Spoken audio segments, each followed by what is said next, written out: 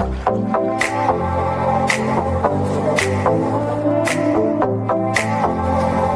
has been one hell of an experience. Very nice. Have a look at that.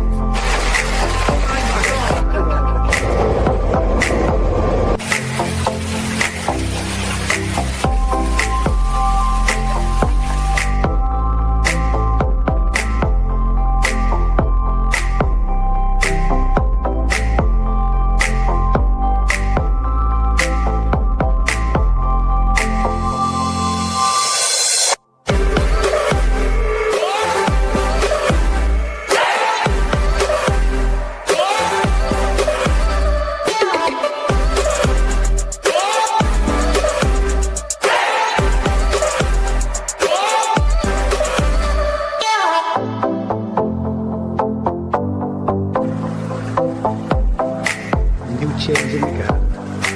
Made a little seeds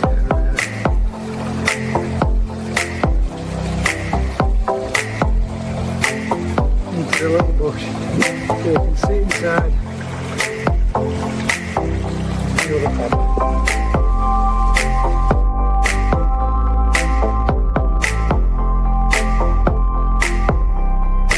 Yeah guys, that's first visit.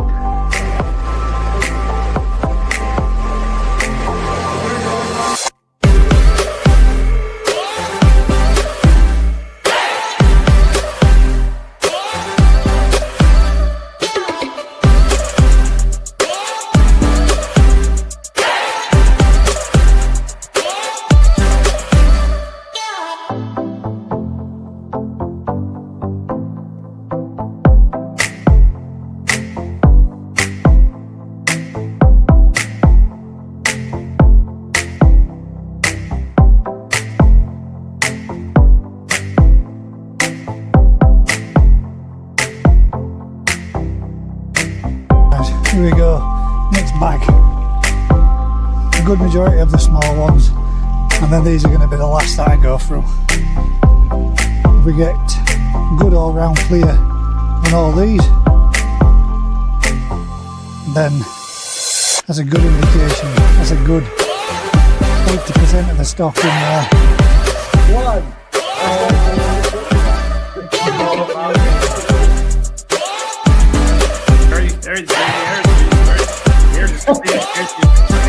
If anybody does want, gone for good.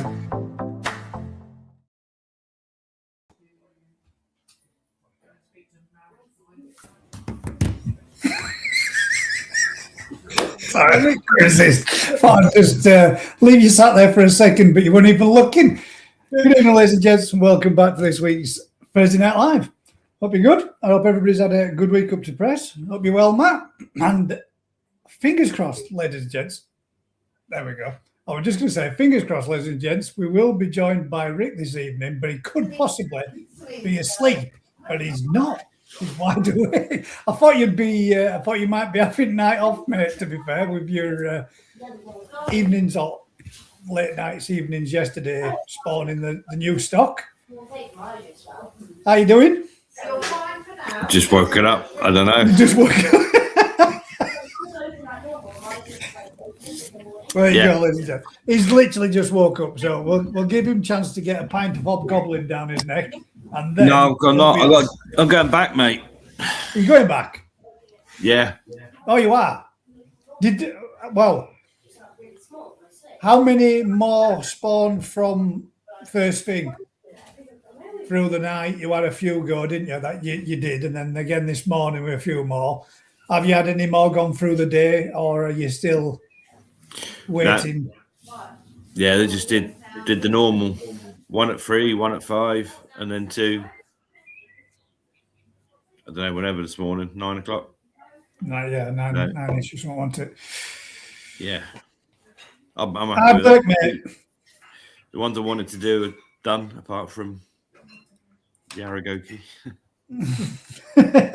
I did hear you saying, I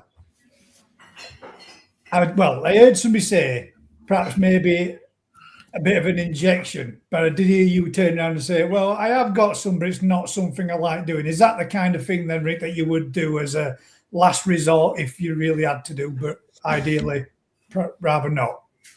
Yeah, it's just causes so many problems that, yeah, I'd rather not. Not worth, yeah, not worth. Does it have any long-term effect on the actual stock themselves?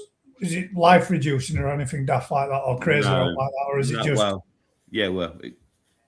I've lost fish because of it, so it can kill them quite simply.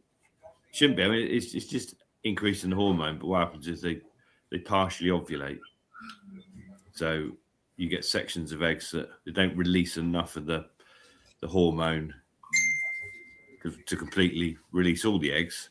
So you get some that gets stuck and then some that left stay behind kind of thing. Yeah, that stay bonded with the blood vessels. So yeah, it's not. It was interesting. I mean, I know you were saying like earlier on, like, but I don't really know if anybody really want to watch this or see this kind of thing. But to be fair, mate, I do personally think it's something rather interesting, and I can understand why Vince wants to get it captured and film it all, because it is an interesting thing. But I mean, I did ask a question like with you can see a definite color difference throughout some stock to the other, females to females, and produce different eggs, and it's something I've seen before, but it wasn't something I knew. Is it a certain variety that have a different colored egg, or is it just individual females can have different colors eggs from different types of, let's say, Showa, Kahaku, Sankey? Do they all produce randomly different colored eggs depending on the female, not the actual variety or anything like that? Yeah. Sorry, mate. Strange question. So normal carp eggs are like green.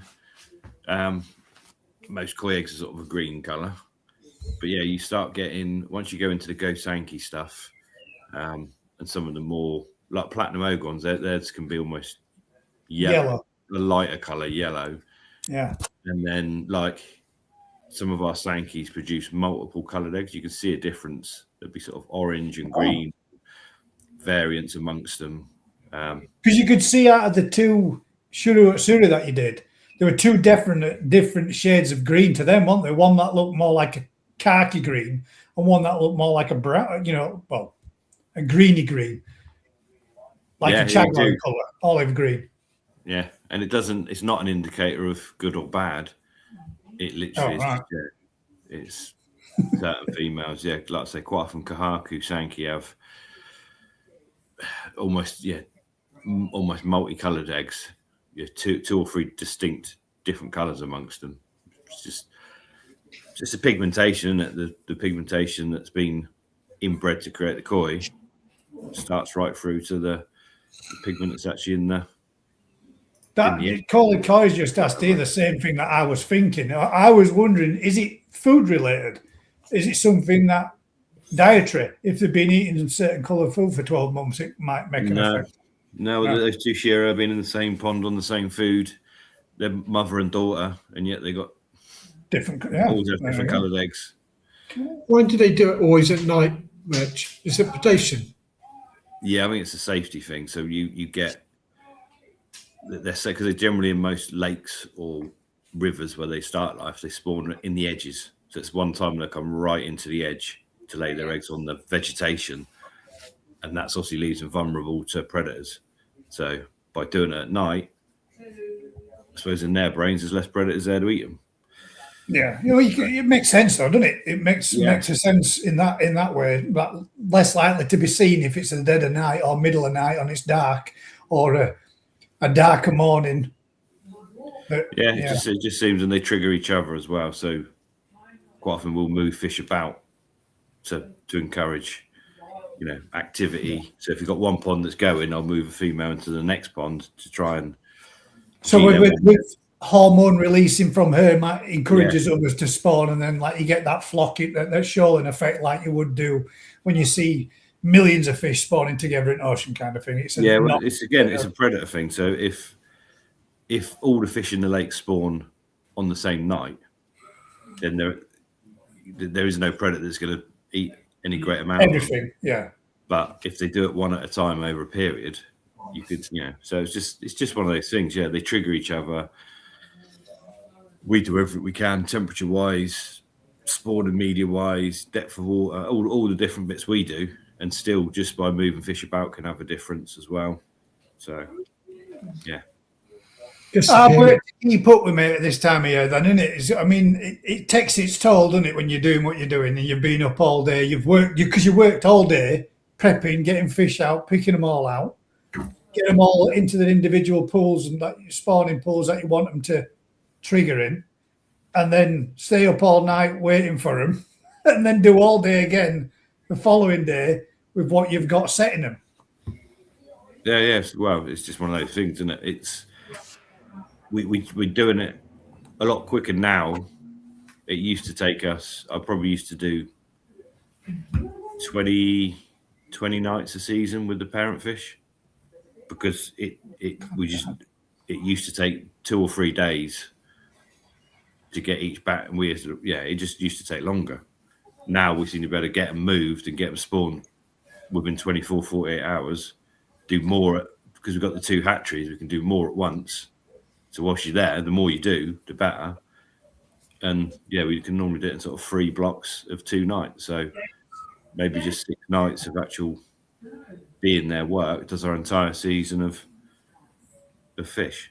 Yeah, as Colin says there, farming life. I suppose that is. I mean, it's one of those issues that any form of farming has, isn't it? You've got to be there throughout the tough times to reap the rewards in the better times, aren't you? It's a cycle, isn't it? That's not. I quite enjoy it. It's get this. Yeah, I'm not being in it. I'm not. But it takes its toll, Rick, especially if you were still doing like you were, 20 nights of it, continuous sessions of being up 24 hours until it catches up with you. Well, Rich is only 29, aren't you? Me? Yeah, 28, 29. Turns to grey, but fit as a fiddle. What's the? I mean, I know you were saying like when you've got the bloodlines and everything else and all that kind of stuff. Is there any truth in? I mean, I don't know if it is, and I'm not saying it is. This is me genuinely asking the question, but it is something I read that predominantly the body shape and what have you comes from the female, i.e., the mother of the stock, and the pattern tends to come from the male. Is there any truth to that, or does that not really? I think like a lot of things in the koi industry, it's bullshit. Yeah, no, I mean, if you imagine you want to produce from the big female, they grow big. You're picking that particular female because it has got the best body, the best growth, whatever. You then generally, by nature, are picking the prettiest. The males tend to be better looking in terms of colour, so you're picking an extremely vibrant, the best you can get hold of. So almost without meaning to, you're putting a very beautiful male in with the biggest female of that. Yeah, so it's not necessarily so much of those traits come because of those reasons. They come because mankind's picked those traits to put them together. And it's the same with the pattern. They used to say, obviously you breed 2 kahakus together, but the pattern's completely random. But it's not. If you breed 2 two-step kahakus that are from parents that are 2-step kahakus, you breed that simple pattern. Yeah. If you put flowery pattern ones or tanchos, you put 2 tanchos together that from 2 you increase the number of fish that display. And you will get that produce those like tells of parent stock. Yeah. It's like, so what percentage would that be then, Rick, do you reckon, if you put 2 tanchos together and spawn? It would depend on the amount of how often that's done. So if I did it and the 2 tanchos, I don't know where they've come from, the chances are they've just come from a normal kahaku spawner, but they happen to be tanchos, then the number of tanchos would be greater, but less. But if you then kept 2 tanchos from those and bred them together and line bred for a couple of generations, you could get the numbers right up, and that's exactly what they do. Wonder why nobody that I know of does it then. Well, they probably do. There is breeders that sort of specialise in Sanchos and whatever. So it is done. It's probably not done that specifically because the fish get so weak. So yeah, it's a difficult one. And obviously the value of Tancho is that there isn't masses of them available. As soon as you've got masses of them, your value starts to plummet, doesn't it? So yeah, that within their knife skills, I don't know. But yeah, it is just a case of all koi look like they are because someone's gone, oh, these two have got glittery scales, let's put them together, produce Ginrin. Or these two have got this characteristic, and you breed that characteristic in that you're looking for, which is how you create different types, different varieties, whatever, but also how you create the weakness.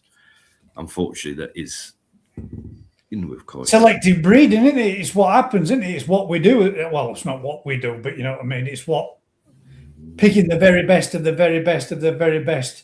I mean, yes, you could say that you were picking better bloodlines, body sizes, shapes, and that doesn't necessarily mean that you're picking the best fish with longevity of life or the best organs and all the rest of it. Who's to know until such time as you see how well that fish does as it grows on? And yeah, there's more work. There's definitely more work now. I think there was a period 20, 30 years ago when koi were really, some of the bloodlines were really, really bad in terms of their strength. And yet, so certain breeders have obviously not just gone for certain, color qualities and patterns. Obviously, they go for body structure and then genetic strength as well. And then you start adding in, different farms have added in from black carp, white carp, different stuff to make the fish stronger, not just make them grow bigger, but make them genetically stronger. And that's made a big difference. But you then lose that percentage. I remember years ago, we used to use some Sedazzo line Sankeys. That's one of the old original bloodlines. And maybe 20% of the offspring would respectable Sankeys, which is massively high. yeah. But they were so weak, like absolute nightmare. Whereas if you use like some of the bigger jumbo bloodlines now from Momotaro or Sakai Fish Farm, they're much more robust, much stronger. But you might be looking at 1% of they've got any quality about them or whatever, because they've obviously Momotaro used the Mako line, which has got the carp in from Matsunoski, so they introduced that, and by introducing basically a black carp that's massive, you get that growth, you get all that genetic strength. But then you take multiple generations to get a fish that even represents a Sankey. And that's so you with one hand you gain strength, the other hand you lose all that sort of quality in numbers. Some farms can deal with that. I think Momotaro, even donkeys used to put sort of 25, 30,000 fish to grow up to the first cull.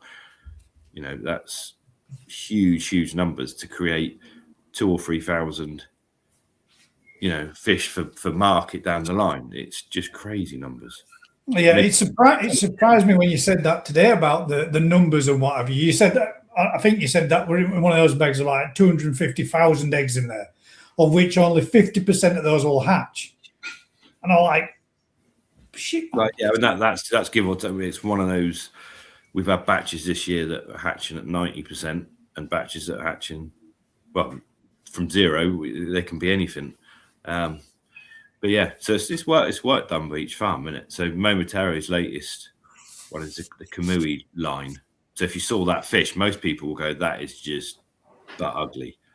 It's a Ochiba type thing that's, I don't know, it was 85 centimeters as 3-year-old fish. It's now 105 centimeters. It is monstrous, but they've used it to create Sankey and Kahaku that have got bone structure and growth capabilities, and they are really genetically robust as well. But if we use them as parents, we've got some to use, the number of fish that come out with a nice quality of Zumi, Benny, Pattern, Shiroji will be dismal.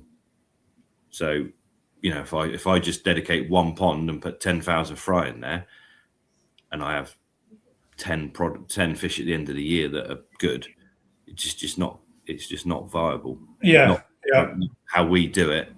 So I will do it, isn't it? Messing about, but it's not something we do as a financial. This is we're going to set. And again, on this particular spawning that you've done, you've introduced new males, and I did notice you saying it's sold to us as guaranteed female, and all these have turned into males. And you were saying, like, I mean, it's a good job because the male that wanted to use it in particular didn't. This time, did it? So this is a new line of male with your original females. So, I mean, this could either be shit or bust, or absolutely amazing, couldn't it? Or bang average. It would be somewhere in the point, because at the end of the day, I mean, the Godzilla line the Shiro Tsuri, the original female, I can't remember if it's White Tiger or Panda Junior or whatever, but it will still be closely related. Yeah, they're all quite closely related. So they might bring in a big shower that's to create the bigger growth, and they'll cross that with their own stuff. A couple of generations to get it back to Shiros with the least amount of Benny possible. And then so even if I use 2 Omasako fish that are from different lines, there's still a lot of genetic material between those that are similar. Yeah. But as soon as if you try and step away from that, you know, there'll be almost zero decent Shiros from a spawning. And even if I go, so we've got Shiros from Akawa, Agata, NND, but they're all based from those original Omasako ones. They're all fish that those farms have brought from Omasako and then used as parents with a male from somewhere else, but that still has probably got those the same, lineage story in a sense. But then when you've done all this, you've still then got to pick out, once they all hatch, successful hatch rate, you've still then got to separate the blacks from the yellows, haven't you? So all those yellow fry gone. It's so we time it on purpose. So when we spend the next 2 weeks culling all the white fry out to keep the black ones, they go into the other hatchery just straight to feed the fish that are 2 weeks older. So those will be rather than culling them or just binning them off and getting rid of them, you actually put them back into a food source sense. They're so cannibalistic when they're young. Yeah, that they're eating each other for fun in the next door hatchery. So if we can just, but that's natural, isn't it? That's a more natural way to do with your byproduct than, let's say, just, you know, makes sense. Natural selection. If you left them in a pond or in a lake, that's what nature would take care of and do it within that way. Something else would predate on those anyway, wouldn't it? Yeah. It's just, for me, it's why would you? So I mean, those Shiros, waste a resource. A full year of looking after and feeding them with good food, getting the eggs. So all of that effort's there, and then obviously culling that particular, the main female. Like I say, if we have 10 to 20% black fry from her, that's good. So 80% of that hatch is byproduct ready to be got rid of at day 5. That's probably going to be a kilo of highly nutritious live food to go next door. So that's going to save me 200-300 quid in brine shrimp. It's not going to save me because we use it, but it's a replacement, isn't it? Yeah. And it is the best food, honestly. Once they start eating each other, they fly. Well, that's why you get what is it, a Toby? Is that what the class is? A Toby's. When you get that one particular one out of a batch that predates upon all the smaller, weaker, he grows massive, don't they? They fly on, don't they, your Toby? Yeah, if you do, normally if everyone's perfect, you don't get those shooters, you don't get Tobies, but you get it when food's restricted. Yeah. So those that are the most dominant then eat, and you tend to find that will be the plainest, ugliest, strongest from the batch. Yeah. And he will grow like a weed. And if each day, if he eats one fry one day, he'll grow a bit more, and he'll eat 2 the next, 4 the next. Yeah, it's a vicious circle which continues. Then we've got a quick question there from Dr. Kempo. Said, question for Ricardo. Obviously, when you're getting yourself sorted, mate, how many generations do you have to breed a koi before you can call it your own named koi? Cheeky monkey. Everything you know is cheeky monkey. I mean, technically, yeah, I suppose you can name them whenever you want, can't you? But how many generations? I'll add a little bit to that. How many generations do you have to breed till you can then turn around and say that's an established breed set? I don't think it's. Do you want a drink? Yeah, please. It depends if you can make something that's distinctly yours. So obviously, Cheeky Monkey that we do is obviously a knockoff from the Yellow Monkeys, which is just advertising. So Dainichi took a fish from Marahiro and Kanishi and produced a Ginrin Krashigoi that's being produced by lots of farms in Japan. Yeah. They've obviously selected parents that have got an extremely massive bone structure and really good Ginrin. So it's their product. So those ones you could probably tell a Ginrin Krashigoi from Dainichi above other farms because of those elements. It's not a bloodline. That it's not really. Cheers, mate. It's just one of those advertising gimmicks. Whereas like some of the Dainichi showers are bloodlines that they have worked on and produced for multiple generations. And again, those that buy those fish will probably be able to tell a Dainichi Mona Lisa bloodline shower as a 2-year-old fish opposed to a super monster one that they do, or one of Momotero's fish, or a Sekaguchi one, that there's characteristics in that bloodline, be it the bone structure, the way the sumi sits, certain things that people would just be able to, you could put them all in a bowl and they go, well, that's that bloodline, that's that. Yeah. And it's continually changing. We name stuff, again, it's just marketing, it's just a bit of fun, but it does encourage sales. And it does that thing, obviously. So like the ones we do with Lee or with Joe or whoever, or the Mark Gardner ones is probably where we started all this 8 years ago now, whatever. Yeah. Where you've got a specific parent set, the way we breed and the way we hand strip them, we can pick 2. We know exactly those fish have come from those 2 individuals. So if we wanted to certificate them, and that's what always I find a bit weird, like the Japanese certificates, quite often there'll be no parents or one parent there. But in reality, you really want to know, that's only half the story, isn't it? Okay, these have come from this massive female DK line Shiro, but what you don't know is the male could have been a deformed little squirt that was in there spawning with them. What you really want to see is both sides. If you breed dogs, you want to see the male and the female. Yeah, you get the family tree come down and through to pup, don't you? So that's, it's very much sort of female. Even if you go to Sakai Fish Farm, they got a lot of their parent stuff for multiple generations, where you see where they started, how they produce their fish, but it's virtually just the female fish. So it's like the males are almost swept under the carpet, but in reality, half of the genetics of the males, if you use the right fish, they might grow that bit bigger, be that bit stronger, be that bit better. Use the wrong fish, they're not. And I think this goes right back to where they used to spawn fish. They'll put the female into a big net cage with all the brushes and chuck in 3 males, 3 of the best males. You chuck them in, they spawn, you've got offspring. You ain't got a clue who the dad is, because you might have one that's got no milk or one that's, you've just got a scenario where this is the spawning set, but the males could change year by year, and they don't actually know what produced, which is why you get these sort of variants year by year. Obviously, if we're doing it and we're going, right, this female is going with this male, this is the outcome, these are the parents, we can repeat the exact same combination or change it accordingly.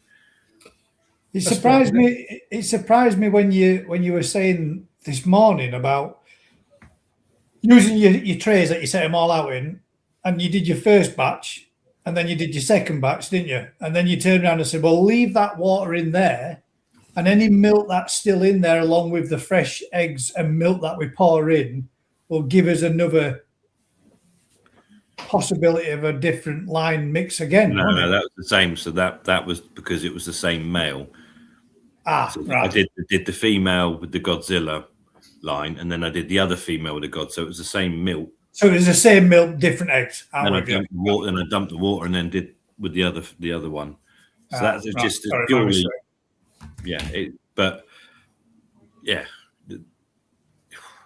it's just something different eggs, same male, regardless throughout both batches on that one.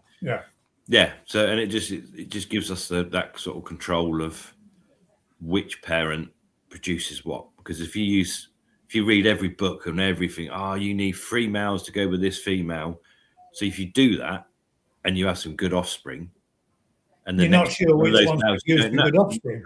And the 2 males that were the same and a different male, and your results can be completely different. You don't necessarily know, at least. And a lot more of the Jack farms now follow that path where you can, if you anesthetize the fish, strip the eggs and the milk, you know exactly who's doing what. And that's I think why the whole process is so much more recorded. And phones, I mean, God, we used to have to take Polaroid pictures and stuff. Stand there for ages, drying out a picture.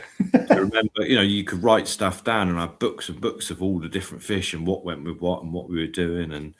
But unless you just film it or whatever, and you go, well, I put this with this.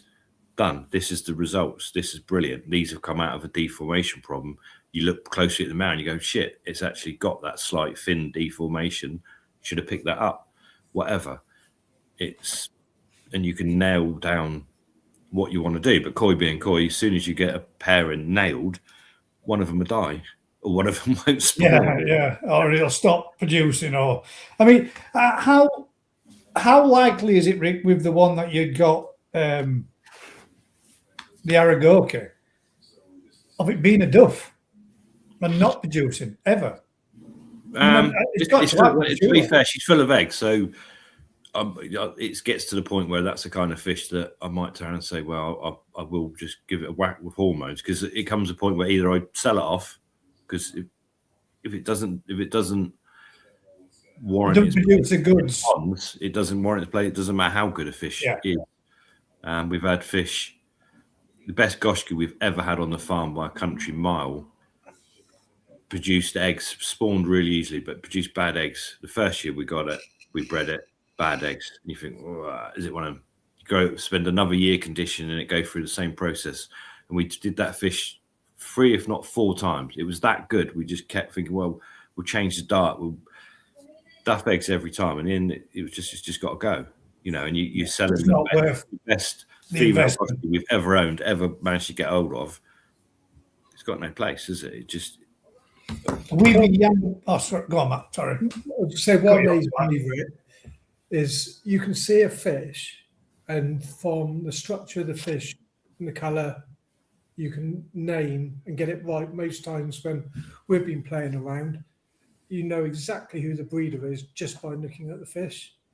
And there's certain characteristics from certain breeders, certain farms that you can just sort of spot. And it's not, obviously some farms will have similar parents or whatever, but there is just certain bits, and the koi judges are probably better at than me, or people like Ryan that's out there all the time looking at those farms and looking at those fish. They start noticing the bone structure of the Yamabukis at Izmir is different to all the other Yamabukis or whatever. You can just pick them out. It's a plain yellow fish to most people, but they've got tells and traits that show the bloodline or the lineage. And are those always good traits that you spot, or no? A lot of the time it's not. I mean, I've seen batches of fish that have got inherent head shape problems or mouth problems. Shinoda's Hietsuria, notorious for slightly funny mouth shapes and whatever. Yeah. That's something one that's reason for in that turning them upside bloodline. down. Once you know about it, it's something you look for to make sure you don't pick fish that have got that sort of issue. Loads of the shower lines have got issues. The pec fins on a lot of the bloodlines have got. When you really look at them, there's issues in that pec fin. But obviously, if a farm's got a parent set that produces the best quality, the best numbers of kahakus and whatever, but it does produce fish with slightly curled front, certain aspects to that.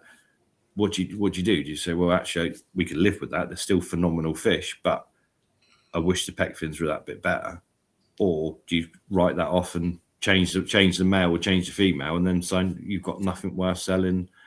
And you will get parents where they're literally, if you're strict enough and honest enough with the results, there is nothing. You can do a spawning and there is zero. Yeah. And that happens. Well, you mean you were almost a couple of seasons ago with, was it the shower or was it your Sankey that you spawned that you were like, that just not good enough? Yeah, we've done different combinations. It happens every year, and you always look at a parent set and you pick the best traits, and in your mind you're seeing fish with those best traits, and in reality it could be the worst. So we went when the lake was dug out and dried out and empty. I had one half of the fishing lake that was perfect for fry. So we did a Sankey spawning and banged them all out there. Yeah, it was a Dainichi cross Matsue spawning, 2 Sankeys, put them in there. We harvested 30,000 3 to 4 inch fish because we couldn't get them out and grade them earlier. There wasn't a single fish that was good enough at 30,000. There's a lot of sellable fish, don't get me wrong. Yeah, but not with the traits that you were looking for improving whatever you were doing or what you were aiming for. Yeah, mostly with it was just, and it's like, well, there's not a fish there that'll grow on for a good 2-year-old. Yeah, nice, decent little fillers. But right. That was just 2 specific fish. I've still got the male. I haven't got the female, but it's one of those. Which one was the problem? I've not used the male again, a Dainichi male that's really good, for fear that he was the problem, but he probably isn't. But do I risk doing another 50,000 fish in a pond or whatever to find that actually that particular fish is the problem? How bad can that affect a farm like yourself, Rick? If I mean, fingers crossed, mate. And I hate to say this just in case shit goes wrong and you think I kind of duped you there for that. But something like that, where you do something, you spawn something, then to produce nothing that you can. How bad can that affect you for how many seasons? For example, like you were saying there, to grow Nisai, Yonsai, whatever, or if there were fish that you were going to say, right, from this particular one, I'm looking to get some Tosai out of them, quick early sales, some Nisai out of them, etc., etc. How bad can that affect you for seasons to come when something like that goes wrong? Not because we do so many parent sets for that reason. And if we're doing a new combination, we generally don't go mad with the amount of space we give it. It probably happens every year, and it's not a major problem because I've got other batches of the same varieties or whatever. But some of the small farms like Tucano, like his little farm, he produces some it's absolutely amazing fish, but they do like one parent set.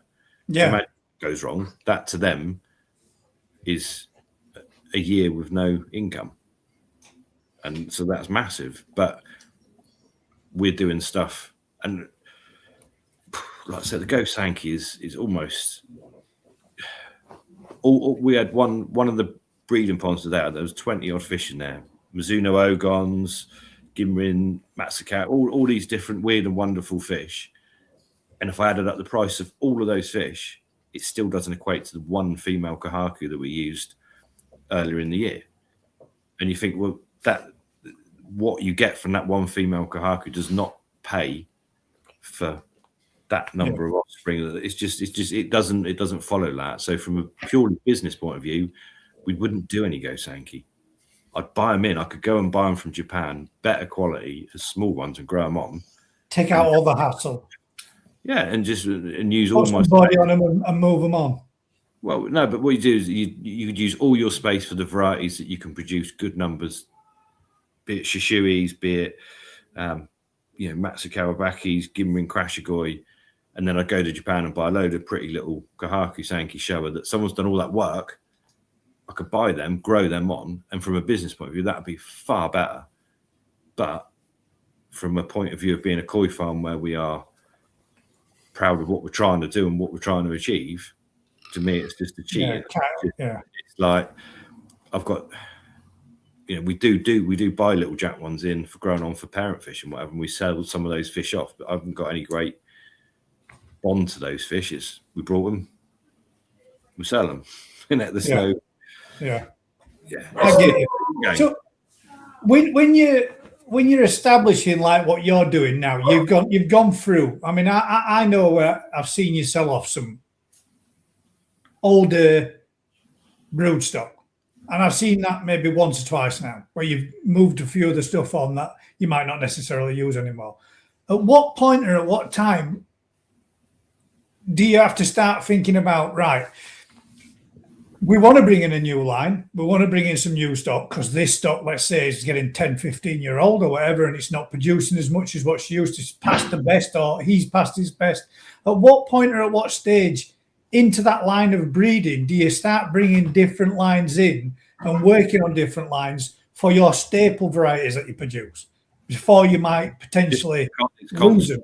It's constant. So the whole aim of the farm years ago was to buy the jack ones, breed them, and keep the best for parent fish, and end up never buying any more jack fish, and just breeding what we were doing. But you just can't keep up with the quality over the last 30 years in Japan. Has just gone continue the varieties, the variations, everything. So you're constantly having to introduce new stuff to try and keep pace and produce our own. I mean, to be fair, the first 3 fish we spawned today were all our own homebred fish.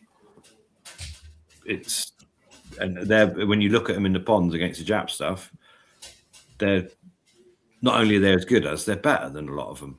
But that also, the level of the Jap fish we buy is for different varieties at different points, isn't it? So, yeah, it's one of those. It's a constant evolution. If we'd only kept those original Jap fish we had 30 years ago, and we were just breeding from those offspring now, we'd be so far behind on size and quality and strength, because with our gene pool would have just shrunk into that, multiple generations of the same Kohaku line. We'd be back in the dark ages. Yeah, again. Honestly, I don't mean that, you know what I mean, in the sense of you'd be right back to that'd be years and years worth of all gone. Pretty much. So I'm a bit starving. Yeah. get some pizza down your neck, mate. Sorry. Kept you gassing and talking there a little bit, but it woke you up, didn't it? No else. Yeah. I personally think it's been really interesting to watch, and I've always enjoyed that kind of side of it. And it would be, well, I think it would be really interesting to be involved in it. It kind of playing your hand at God a little bit, innit? Although it's not, you're giving them everything they need, you're giving them the environment, you're making the choices, you're choosing what's going to do what with what. And when you get it right, it must be one hell of a buzz. But it produces fish and you think, fuck that, that's mint. Yeah, to be fair, it's the same with the dogs, isn't it? Anyone that knows me with dogs, Matt's the same. Matt's got his dogs and he's bred his dogs because he picked a good dog to start with and gone, this dog's got the characteristics. Its temperament's amazing, it's obedient, it's this, it's that. You breed from it and you get the pups and you pick the best pup or whatever and you train it up. And that's the same, isn't it? When people then come to the shop and go, oh, your dogs are amazing. It's like, well, thank you. Yeah. It's a sense of achievement, a pat on the back kind of thing, isn't it? They're strong. They never go to the vets. They're strong in terms of genetic strength. They're strong in terms of their character. But that again comes from the same process. You pick the dogs that have got that. What you're looking for. If you want, I'm going to remind you of all the nice comments you just made about how good our dogs are on shooting. He's going to remind you of all the nasty ones he's going to give you later as well. But leave me jalapeno slice. I'm not sure that's a fair trade. One jalapeno bite for a whole slice of pizza. That's a shit trade for Defno. That's yeah. I did all right though. So you get up the road here. You get buy one get one free on pizza. Whatever you want. So Zoe gets a vegetarian one. Me and Ez get our hot spicy one. But then I get half of each of theirs. Worked out on it. So they get half a pizza, but I get a whole pizza. Yeah, spicy and normal. But yeah, so that'll sort me out tomorrow when I'm back at work. Oof. Hot bum twice. Paul asked the question, mate. At what age do they actually stop being cannibalistic? Tobies, that is.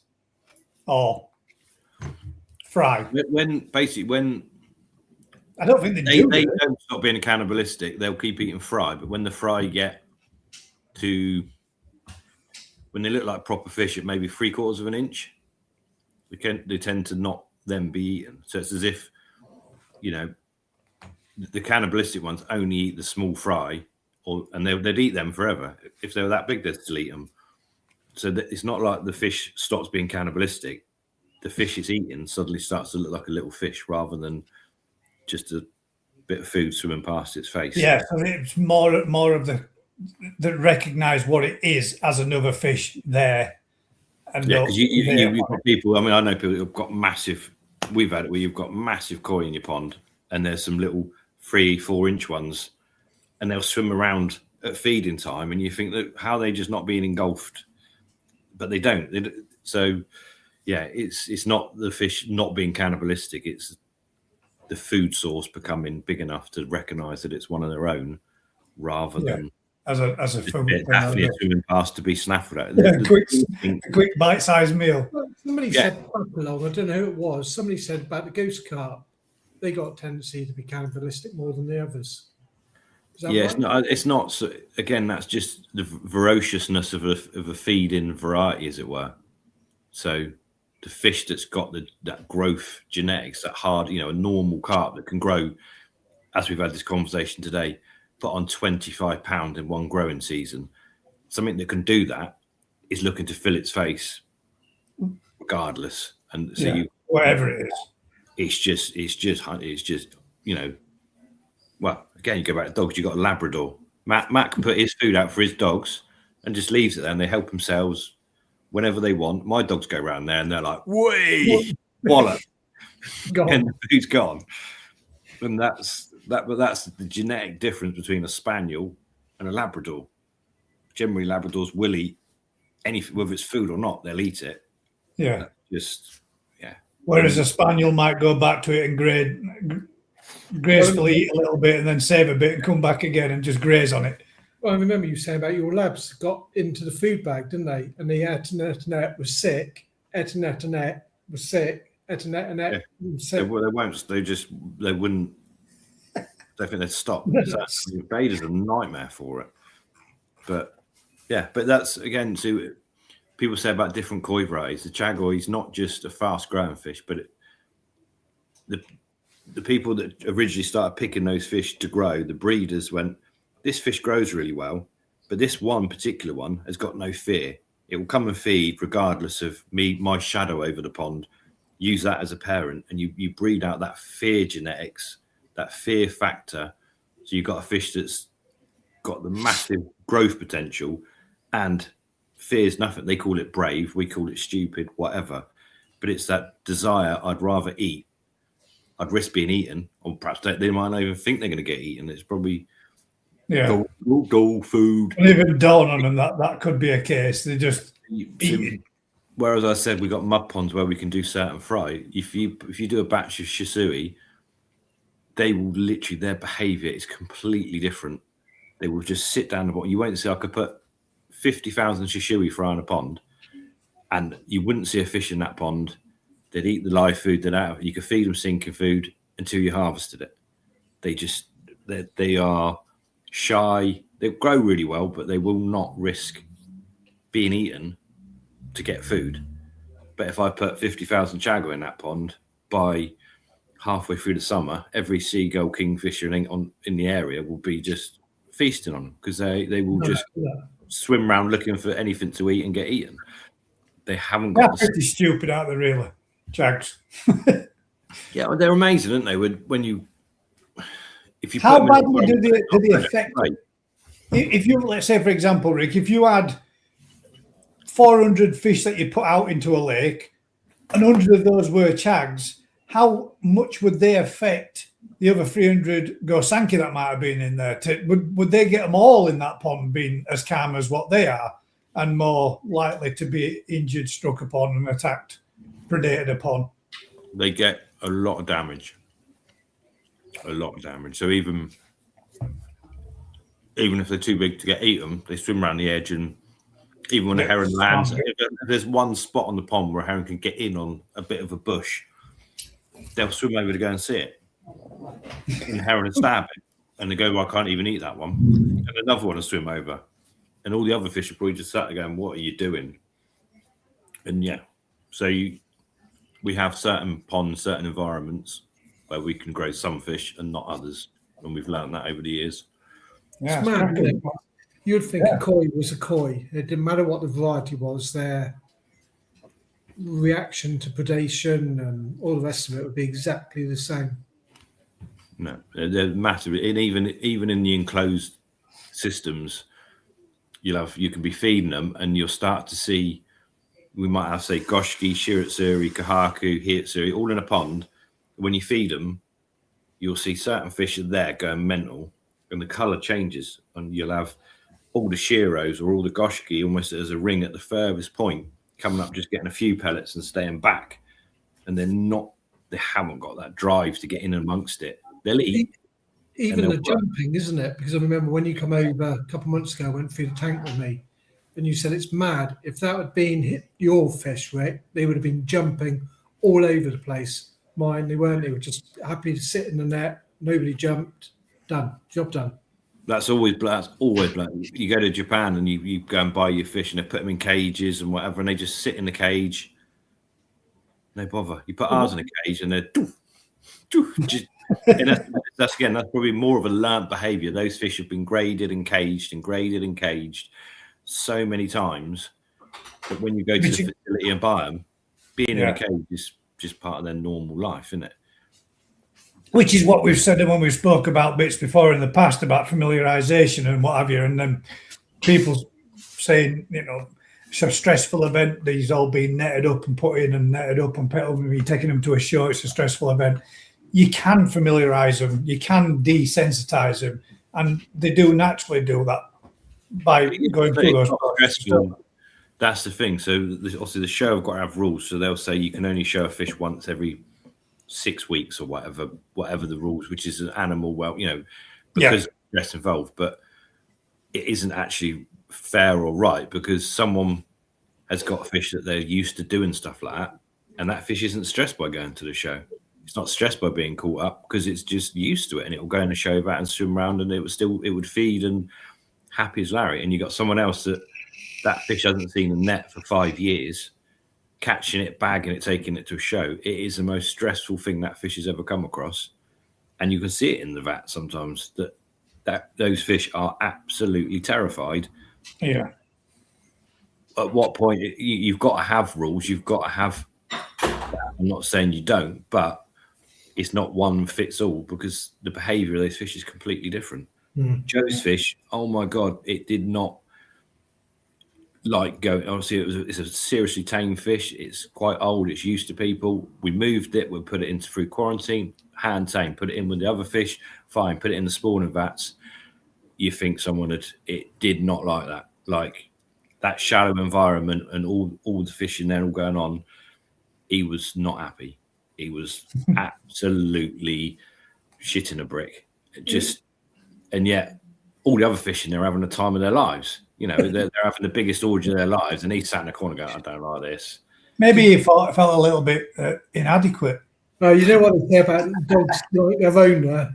In that case, it's a fish like Joe, I reckon. A bit timid. Well, I didn't say that, Joe. Remember that, mate? It were him. Oh shit! It were him. No, you had it right first time. On our screen, you're right first time. But yeah. But I'm sure that fish will get used to it if we used it repeatedly. Yeah, if you did it time and time, yeah. It would suddenly think, hang on, this isn't so bad. I didn't die last time. I could have a bit of fun here. Yeah, 600 females. Job's good. But yeah, you just literally each variety and each individual koi is different. You get some people that take a fish to a show or they bowl it up and it just doesn't like it. It gets stressed. Its skin goes bad. It tries to jump out. Then a couple of years ago, a big chag one that broke its tail, didn't it? At the Great British, that were pretty stressed. That were jumping around a fair bit and didn't like it. Didn't like being in that environment, but ended up damaging itself while it were in there. But I suppose that's the kind of bit of the risk you take, though, isn't it? When that's a question that's similar to what I was asked the other day. What happens if you get to the show and one of the fish hurts himself or for whatever reason has got to be removed from the vat? What happens there? They got hospital vats. They have got hospital vats, have they? I just wondered, because obviously if you had a fish you turned up, or even like somebody pushing it to the limit and making sure that you got all your points, and they got their points right up to the limit, you get there and you got one fish that's a centimetre bigger than what you thought it was, putting you over the limit, what happens then? Don't know about that. No. Well, I've seen them. I've seen it there before myself firsthand at one show. I can't remember which show it was, but they removed the fish from the vat because I think it was stressing up a fair bit, and they put it into like a hospital vat in a sense, and put a bit of salt in there, covered it up, and left it in there for it to chill out and to sort itself out a little bit. I've seen that myself when we've been there. I think if you would like within limit, I think sensibleness takes over and says, yes, you've pushed it here, mate, but a centimetre on one fish isn't. We're not going to take out a fish or whatever. But like Lee's fish at the National last year, he had a lot of fish. Well, no, it wasn't last year. It was the year before. He had a lot of bigger fish there spawning, and they were destroying the water quality. So they had a spare vat. So those fish were being split to reduce. Yeah, they did. Yeah, they did. Yeah, they did. They put them into two different vats, didn't they? Just to keep the water quality acceptable for the fish. It's no one's fault. It's just that can happen. And animal, welfare of those fish is paramount. So they got spare vats where they can house fish or whatever. If a fish damages itself getting to the show or at the show, it won't be marked down in judging, will it? It's something that, this fish has got a broken tip of its tail. It didn't have. It doesn't affect the quality of the fish. It's just something that's happened being at the show. You're not going to penalise it for that. No, I was to say, can you imagine driving 4 or 5 hours to a show and then getting told, no, you've got to take the fish out, and the only option you got is to drive home? That will happen now. So if a fish is being doctored or is unhealthy to the point of, you'll probably be given an option of these fish can go in a vat round the back whilst you're here, or you take them home because they're not going in, a show vat because they're not in the right condition, health, It must. I mean, obviously, best will in the world. You can pack your fish and you set off on your journey, and one puts his fin through a bag and deflates the bag or whatever, and it arrives in next to no water and no oxygen in the right state. What do you do? There's got to be a bit of sensibleness about it if you do it correctly. But that fish is now in a stage where you've got a 9-hour drive. The show committee or whatever would have somewhere they can house that fish for a period till you obviously return journey or whatever. Got a question from Colin, who's asked, why did you put the milt and eggs on a dishcloth before throwing them in a pond? Why not just throw the milt and eggs straight in the pond? Dishcloth. It looks a bit like a dishcloth. Koi eggs are sticky, and the thing they love to stick to most is each other. So if you just put the eggs into the pond, they would all migrate to the bottom to each other, and you'd have one big stinking lump of eggs that will then just rot out. So you need them separated which is why the fish lay them on weeds, lay them on bushes, whatever, roots, so the eggs stick, but they're all dispersed. So you get water flow and oxygenation all around the egg at all times.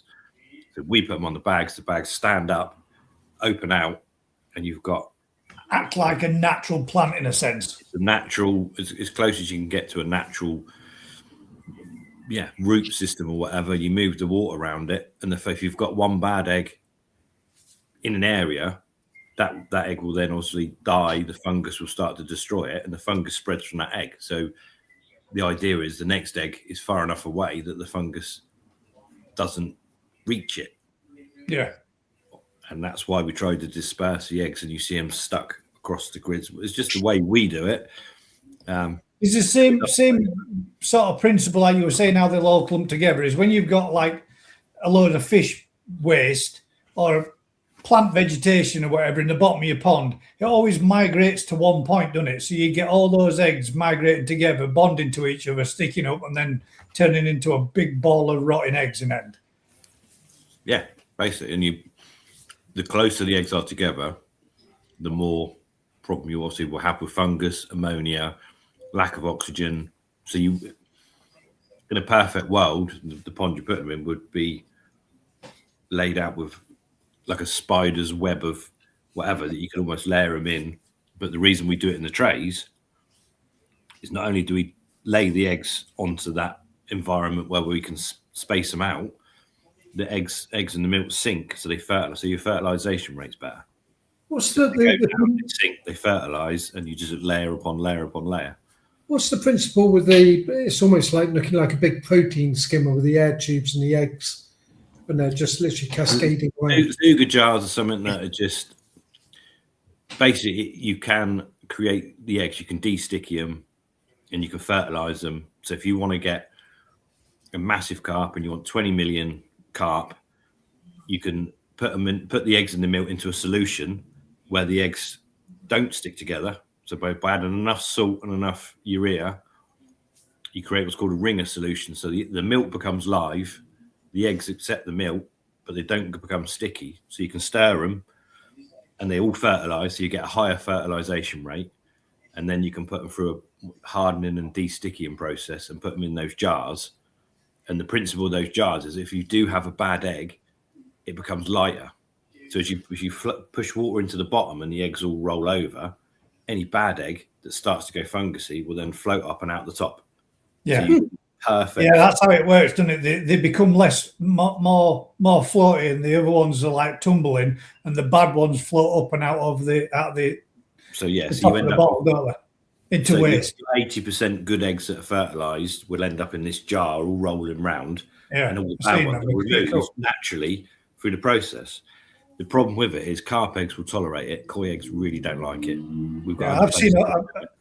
I saw them over in Poland, Rick, and they'd got batches where they'd got maybe, there must have been thousands of eggs in there, but there might have been like 6 or 7 or so that you spotted every now and again with a couple of eyeballs, but the rest of them were all glazed over and going fungusy.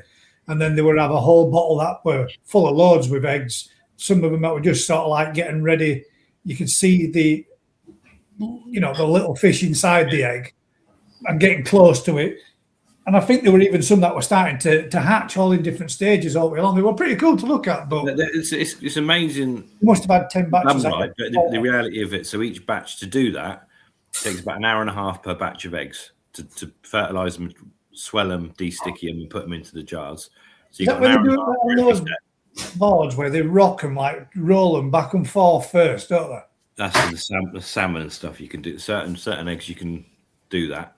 You can't with carp eggs. But the problem is in those jars. If you have a power cut or your flow's too high or you get it wrong, so we've supplied other people that do that, and the amount of issues they've had. So we'll do a batch of eggs and we'll go, well, we've got from this bag 85% fertility, 82% hatch rate, and they've taken them and put them through their process and go, oh, yeah, they're doing really well. But they've all died. And you're like, well, why have they died? Obviously, either the water's gone bad in the jar, the flow rate's too strong. At points, if you bash the egg, basically the yolk will break. So as the cells start dividing, there'll be points when it's really fragile. And if your flow's too high at that point and koi are more fragile than carp, basically you can kill all the eggs just by turning them over. So why risk those parent sets again that you spent a whole year just to save? Well, you're not even saving time. You're doing something. I don't get the point of doing it. Yeah, it looks great. Oh yeah, you can get rid of the bad eggs. Yeah, but you're risking that entire batch of eggs through potential power failure, heat. You're so much more vulnerable than the way we do it. When those nets go into a pond, what can go wrong? Basically, that it's. Well, when we were out there in Polish koi farm, the shiggy koi, they must have had 10 or 15 of those jars set up, Rick. Yeah. And there were 3 that had like good eggs in, and there were some maybe 2 that were kind of hatching at stages of hatching. There were some that you could see that almost looked like they were ready for hatching, and then there were others in the jar that were literally hatching out, and they were floating up to the top, and they were getting flown out and flushed out. And then there was at least 10 jars that were all bad sets of eggs. Yeah, but some of that could be the female. We have bad sets. So the first round of spawners, we did 13 females. 3 sets of eggs were completely duff. So you'd go through that whole process of an hour and a half's work with those eggs to find that they're duff. Yeah. So that could have just been more fertility-wise rather than a problem with this. In my head, what you can potentially gain in a small percentage better fertilization and hatch rate doesn't warrant the risk of doing it with a batch of eggs and the work. If you're doing 12 females in a morning, either you need 12 people spending an hour and a half of each batch, or someone's got to do 18 hours work, and you can't do 18 hours work when the batches are coming through like they do. It's just, yeah. How long can you keep the eggs? How long can you keep the eggs for, Rick, before you got to fertilize them? We've had them in bags for over 3 hours and no problem. So the eggs in the milk we put in the same bag. Nothing's happening. When you see me carrying those bags around, they're you can bash them, you can swing them around. Nothing's going on. They're super strong, and you've got, depending on when the females ovulated, this is a problem. So when we're watching them, as soon as they ovulate, we strip the eggs. Those eggs have been loose, literally for minutes. But that female could carry those eggs and still be spawning 2 hours later. If you stripped them 2 hours later, they're already 2 hours post ovulation. That means the time they can spend in the bag before they're no good. Oh shit! Right, I didn't. Yeah, not forget the fact that they've come out of the body once the ovulation starts. That's when the clock starts ticking to the. So we've had in the past where we haven't had. We've not had enough males in a tank or whatever, where you've got females that ovulate, so they basically the eggs become fluid in the body cavity, but there's not males that are interested, or those fish for whatever reason, and she might spend 2 or 3 hours with those eggs ready to come out, but nothing's really going on because no one's interested in her, or there's not enough males, or so she might have a little go herself.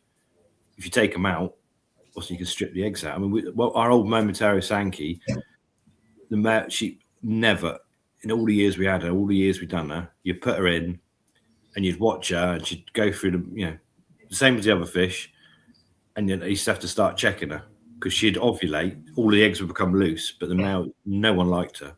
Literally, she would swim round and you'd take her and she'd be running eggs, and you put her in and the males were like, nah, mate, I like this one over here, and they'll be going crazy with another fish.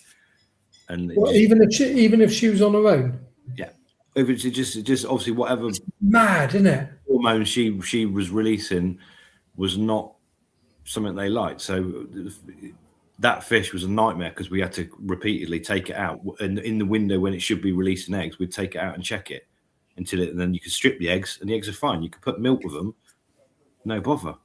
But if you imagine a scenario where you put that fish into a cage with your male and you chuck him in and you come back the next day and whatever, and there's a load of eggs in the bottom that just sort of run out of her they're all bad. That's mad, isn't it? But that's you wouldn't have thought that, would you? You'd have thought until the eggs came out of the body, they'd have been just as viable at that point for 3 hours, 4 hours, as opposed to actually how viable it would have been from when she first started. The whole ovary inside the fish is connected with blood vessels, so it's like a live organ in the body.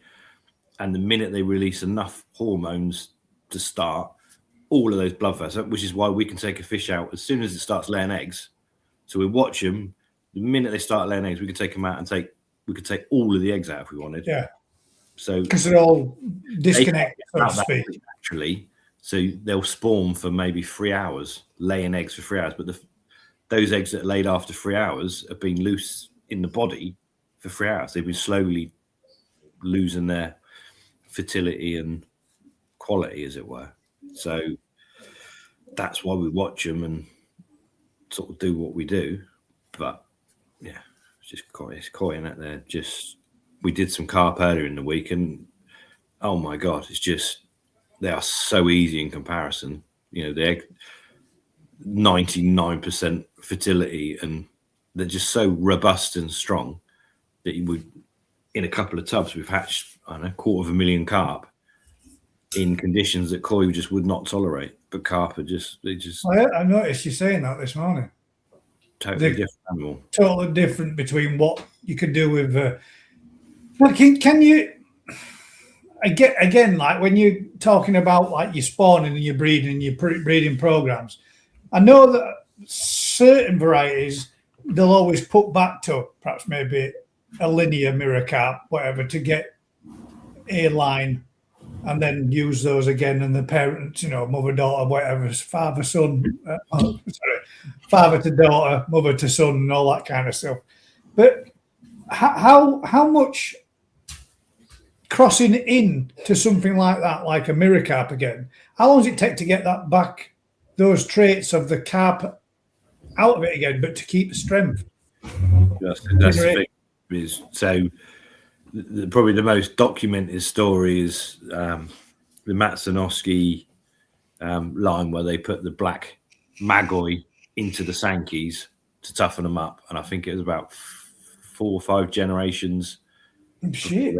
Any viable, you know, but they then produced fish, the first Sankey to grow a metre long, which is what Momotaro brought, grew, and used as his main parent line. That whole farm was almost built off of one parent fish that won the All Japan a metre long Sankey and became that mainstay.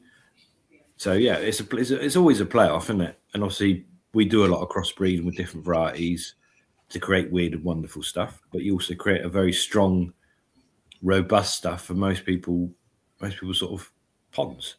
Most people don't know your pond. If you brought an absolute top end Mona Lisa shower from Dainichi and you stuck it in your unheated pond at your house, the chances are it's not going to thrive, and it probably ain't going to survive because that's the genetics that fish has got. It is not tough and strong. Yet if you had a ghost carp in there, it'll be coming up for food at temperatures where the other fish is bloody dying. Yeah. When you started in the koi world, Rick, what was the average size of a fish, or what would you expect? Like back then in the 1960s, were metre long fish? were metre long fish ever back in 1942? They were a 60 centimetre fish was big. Yeah, the size of the fish has got, and good koi don't need to be big.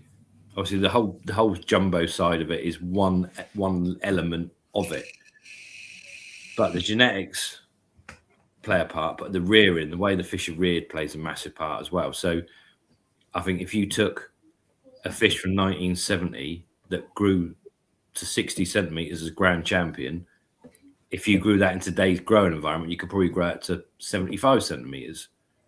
The genetics have their boundaries, but the growing techniques obviously push those boundaries, and the selection of offspring push those boundaries. Just because you use jumbo parents, only a small percentage of those offspring will reach those jumbo sizes, given the right environment. Obviously, if you're using little parents that have got genetics that can't grow big, none of them can grow big.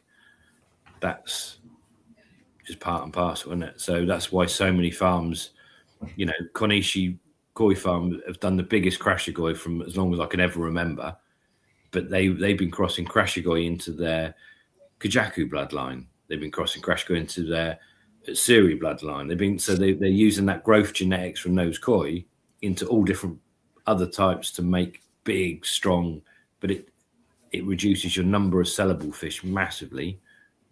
But you then get those that grow big and can do special things at shows or whatever, and that's a continual process, not one we're pushing. We just jump on the shoulders of giants, don't we?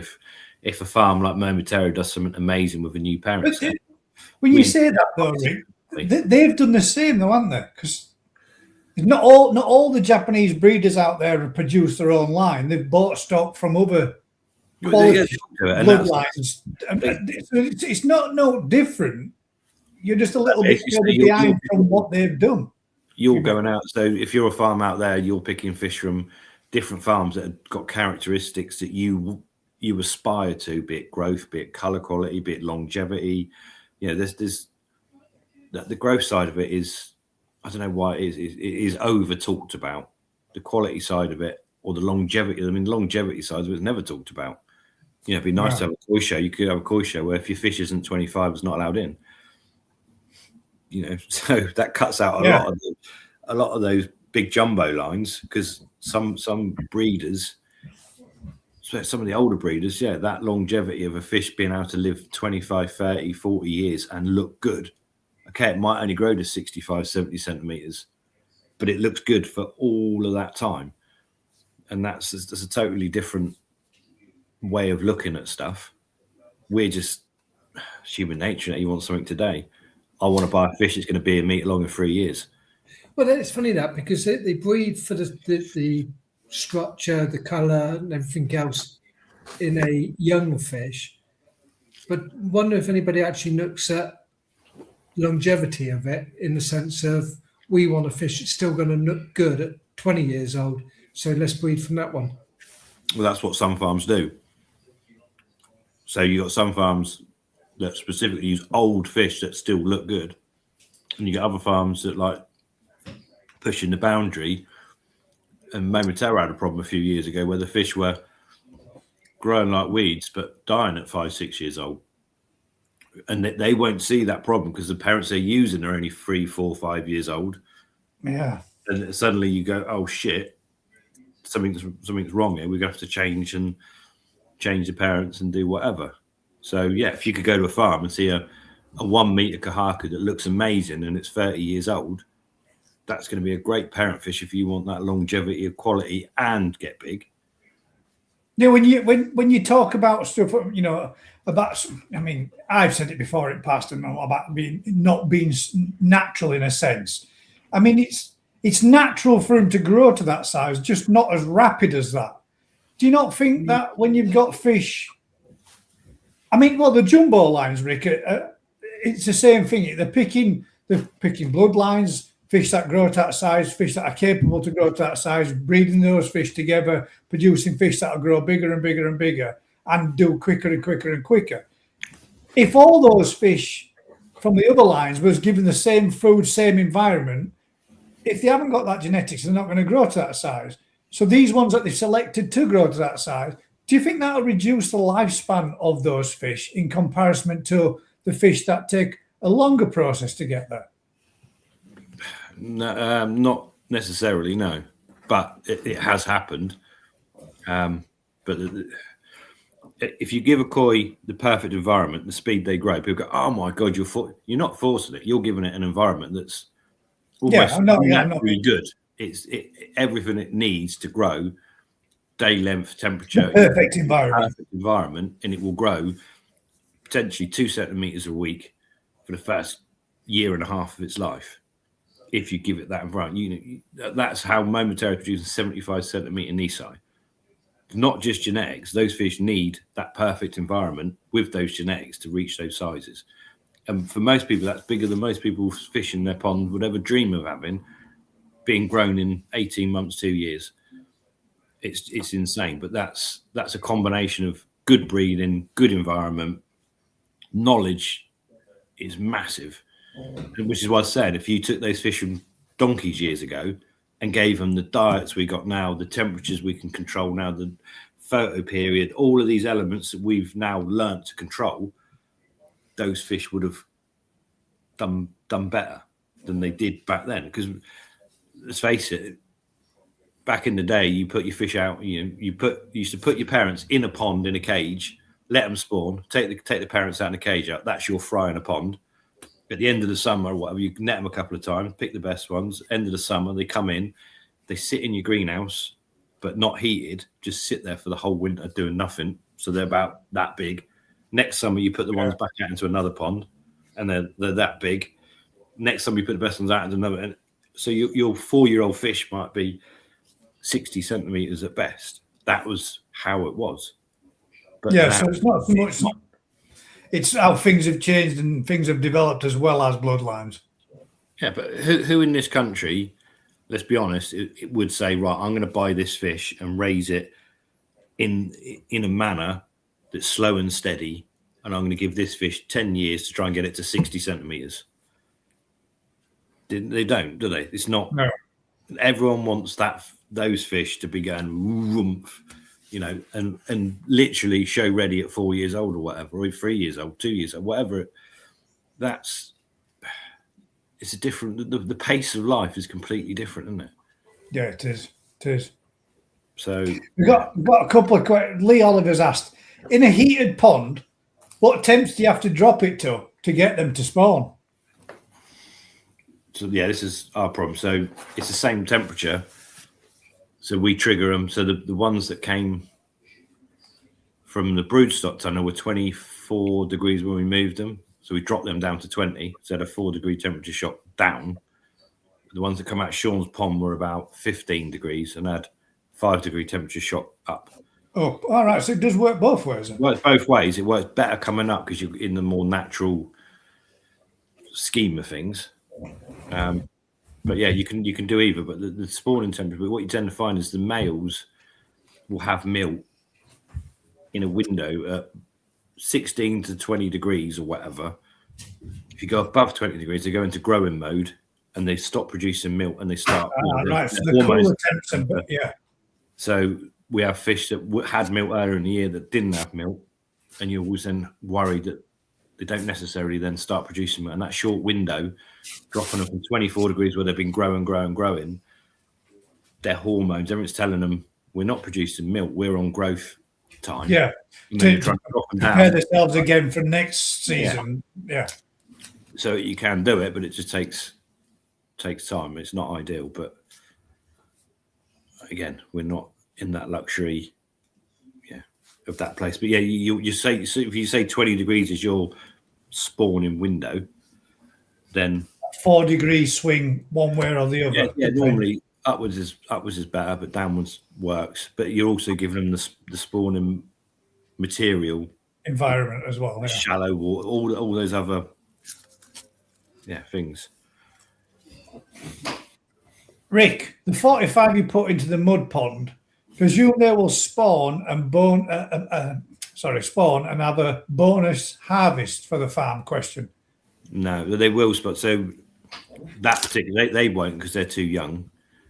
But the older fish we put out do spawn. It's the last thing you want really because they damage themselves.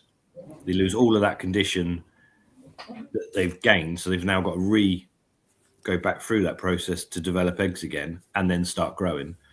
So in an ideal world, that wouldn't happen. But yeah, as soon as we put the Sanzai out, they were spawning the next day. 2 were killed by the heron on the first day in the pond.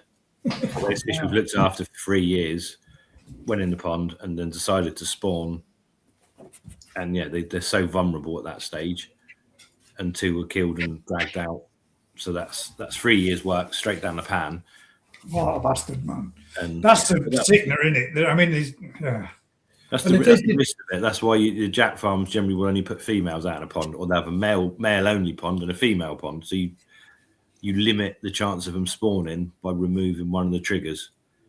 But loads of farms will tell you the amount of times they'll put 25 of their best females out, but a male will go out with them accidentally.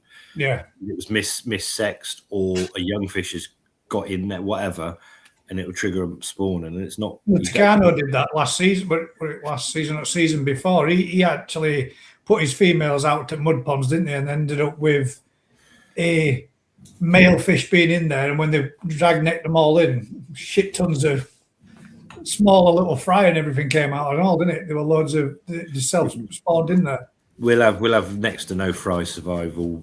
The amount of fish we put in the ponds is so much higher than what they do out in Japan.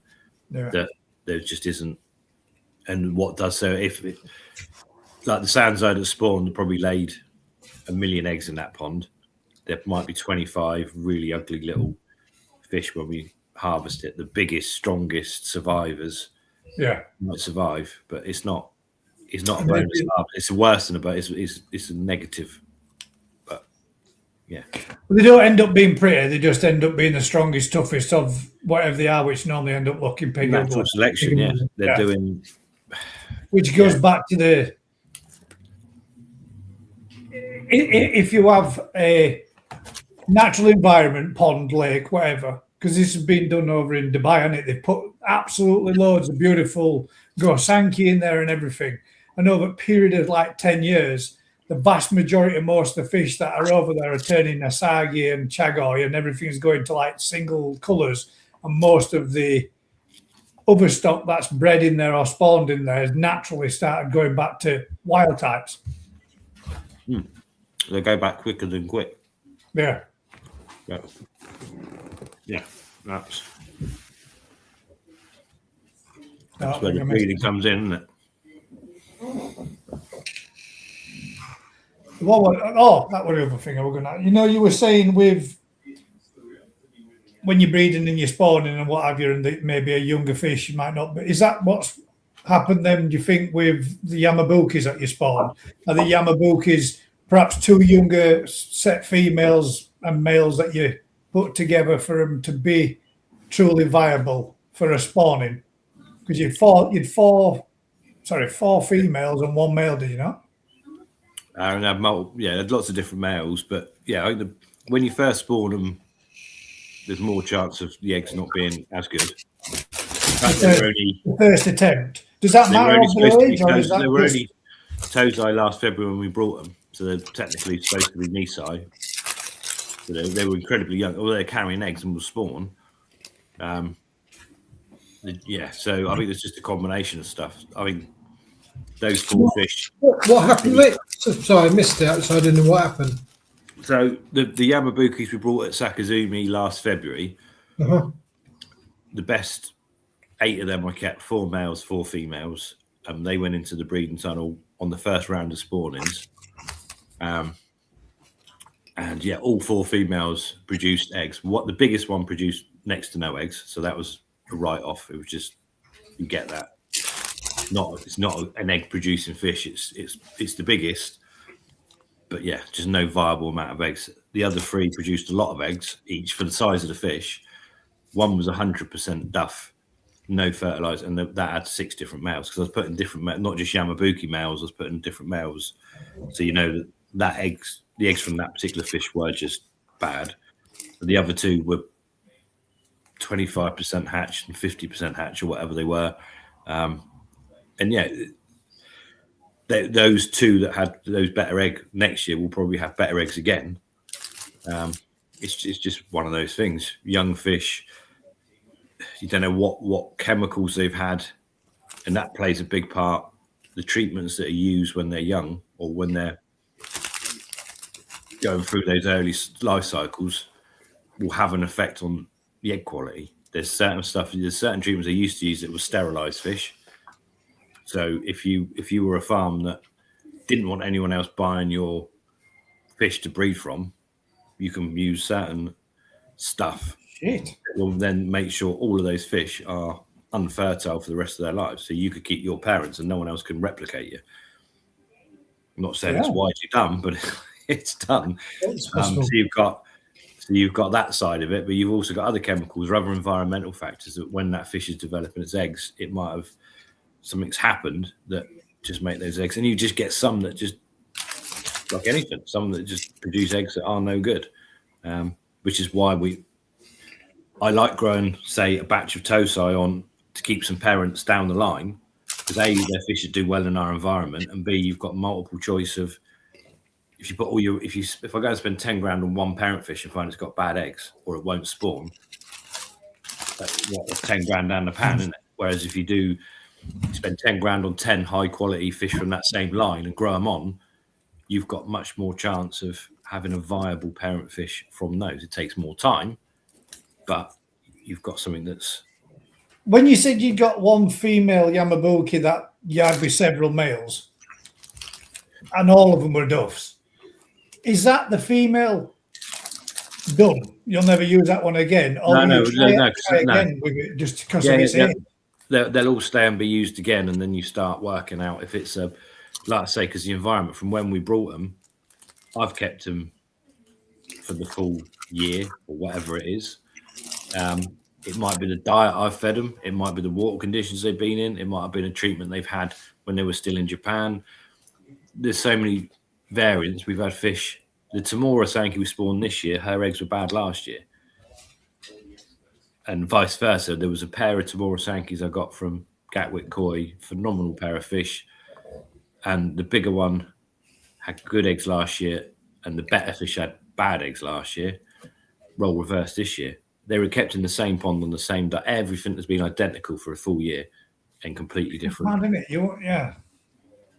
So I could know that. Just a look at the draw, isn't it? It can be what it is. It is what it is. It could be anything from perhaps maybe a stress event that the fish went through while it were out there in lakes, in ponds or whatever, or something like you said, with parasite issue that it might want, knocked it off a form for a bit and not produced viable eggs that one season. Following year could have a smooth sail through and everything be hunky-dory and everything come through okay.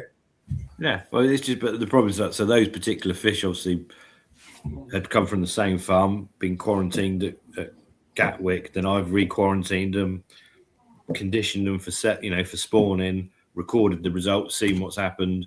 They've then gone to a pond together, be fed the same diet, same water quality, same temp, everything, and you've got different results in terms of egg quality from the two different fish. It could be, it's just one of those. I won't write either of them off. They'll both be kept. Same with the Ambukis. We give most stuff. If it's something we really want a fish we want. Yeah, like you said with the Goshki, you really did try with that fish time and time again until eventually. I think we did four times with that fish, different foods, different male, everything. And obviously, yeah. And that's 4 years worth of breeding project then down drain, isn't it, with it? Yeah. So you got to draw a line at some point. At some point, yeah. And unfortunately, the fish that by that time we've spawned it 4 times. It's 4 years older. It doesn't look quite like it did. Yeah. It started, so you end up selling it at a massive loss as well. But Aragoki's asked the question, Gas, if a koi fry puts on a CM a week, it would be 3 CM by its 3rd week. At what point do this actually start growing 1 CM a week? But it's not within the first week, second week, because that's not the case. But at what point do they start to be able to comfortably put on a centimetre a week? There's a difference also. So the young fry, you can almost work it as a percentage. So a fish that hatches at a millimetre long or whatever, it will double the size in a week. So it's only 2 millimetres long. But obviously, if it puts on a centimetre, it's 100 times bigger. Yeah, so it can double in a week. So, but yeah, so once you get fish, and obviously the diets you're feeding them is different. So once you say got a 10 centimetre fish, and then you put it into that growing environment, you can normally do a centimetre a week's quite a standard. Yeah, easily achievable. But you can't get them from fry or hatch to 10 centimetres in 10 weeks. Well, to be fair, actually, you probably nearly can. But again, that environment has got to be so perfect with live. Yeah, it's so tricky. Rammed with live food, so they can just feast continuous in the right conditions, right water conditions, and all the rest of it being perfect. It is without polluting water. So that I wouldn't even try and achieve it. And I think to grow the whole point with if you're trying to get some good quality koi from a bunch of fry, you have to keep every fish alive till you can cull it on merit of what you're trying to achieve. And if you try and grow those fish absolutely flat out, you will not grow all of those fish. You'll get some that just fly away, like your Tobies and shooters, or your 10% growers will totally dominate, and they will not be the prettiest fish or the highest quality fish. They will be the strongest, fastest growing fish. So you're much better off keeping the temperature lower. So fry want to be at, say, 20 degrees. If you're growing a fish flat out, it wants to be 28 degrees. You're in different ballparks. So, Rick, actually, Gaz, you saw me today doing the ponds. What's going to have the biggest detrimental to the growth of the fish? Is it going to be the heat, or is it going to be the water? So if I'm replacing, and obviously my water is slightly different, but if I'm replacing 10% of my water every day, that's going to have an effect on my temperature in the ponds, rather than leaving it and getting up to, like you are, 30 degrees. Mine is running at 25 degrees and can't get any higher because I'm doing that water change. So am I going to get better growth because of the water change, or leaving it with the heat would be better? Does that make sense? If you imagine my Munga tunnel, that might get a 10% water change every 6 months. Yeah, but that's what I mean. I always remember when I've been up in your polytunnel and you can tread across it and you can feel the sludge at the bottom of the pond, and it's like, to you it's nothing. It's just, that's how it is. Different environment. But yeah, it's a temperature. They'll grow faster. They'll grow faster at 30 degrees than they will at 25. As long as your water quality isn't bad enough at 30 degrees to be detrimental. So your oxygen is probably your first and foremost thing that will slow them down. So like your young fish, your Toso you bought in Japan, if you wanted to get the maximum size out of them, you should be at 30 degrees, even 32, 33, dare I say at the minute, which is way beyond what anyone will ever tell you. But as long as you can make sure that the oxygen level is there to support that, and then the dietary requirements are there to support that, and the filtration's there to support that, you will see huge growth spurt on them. Doing what you're doing, you're giving them a more stable, a better environment at 25 degrees. For keeping the Benny, you're going to destroy less color pigment on them. You're going to keep them in probably a more healthier place, as it were. Not healthier in terms of parasite or disease, but healthier in terms of it's a more stable. At 25 degrees, koi are amazing. That is a great temperature. But like I say, if you want to grow some young fish for 6 weeks properly, 30 degrees, it's not a linear graph. At 20, if you imagine 0 to 20, they literally don't grow. It doesn't matter what you do. 20 to 25, they start growing quite quickly. 25 to 30, they start growing ridiculous. And suddenly you'll go over, depending on the age of the fish and all the info, say you hit 33, 34 degrees, you will then just completely plateau. Your optimum for your filtration is 23, 24, which is that magic number when your biofilter is working at its best.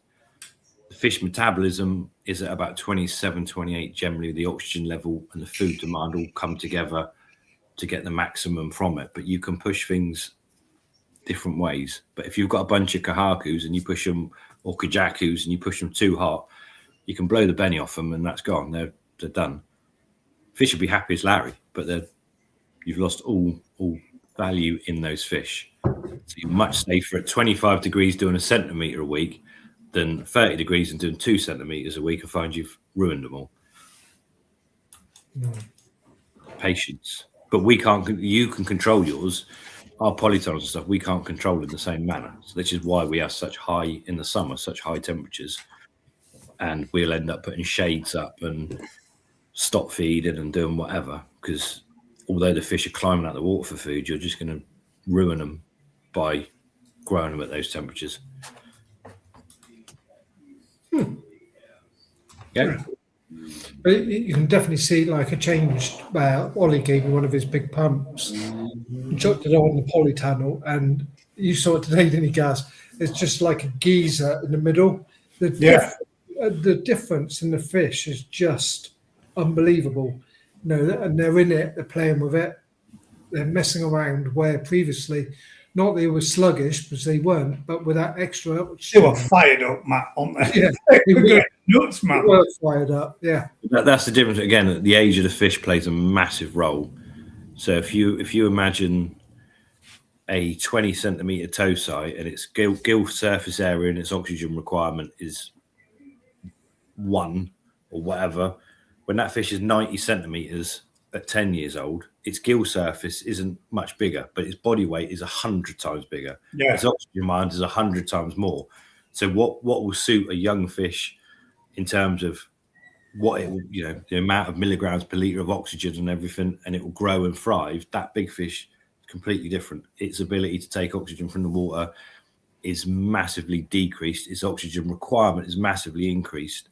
So in an ideal world, you'd grow the young fish at say 35 degrees, and every month or every 6 months you'd bring it down half a degree. So as they get bigger and bigger, you're bringing it down, and your big fish live at 20 degrees. But we don't live in that. Well, 20 degrees is like bathwater for you guys, isn't it? Yeah, so you haven't 20 degrees now, fish are thinking they're on holiday in a foreign country, mate. But yeah, so yeah, as a dealer, you've got different. As a farm, I've got things I'm trying to achieve. As a dealer, you got different. You're going out buying specific fish. If you ruin the belly on them, or you ruin the color quality of them, then that money you've invested is gone, isn't it? So you've got to be pushing the growth too much, stretching the color plate out too much, causing fish to fail in its pattern and color wise. Yeah, and at that point, yeah. And again, it depends on the farms you buy from, what they tolerate, the bloodlines, the varieties, what you can do with a pond of Gimmer Crashigor. You can't really ruin them. Yeah, single colours. Run them. If people want to buy them at 40 centimeters, you could buy them at 12 centimeters, and probably in 12 weeks, centimeters. Yeah. So would you say the best thing to do when let's say, for example, for people that were thinking, right, for the grow and show of a difference, if they were pushing those fry and they want to get some growth, push for a couple of weeks, back off for a week, push for a couple of weeks, back off for a week, push for a couple of weeks to maintain colour palette, or just push at that age? Don't, with the fry, we want to keep it slow and steady till you can do your selection and know what you're keeping. And then once you've got your 10 keepers, then you can bring the temperature up, and you're much better running them at the most stable temperature you can and maintain. So if for person A that might be 25 degrees, for person B that might be 30 degrees, but if you can maintain the water quality, the oxygen and the temperature, just do what you can keep steady. Don't wind them up and down. You just literally steady and get them to grow.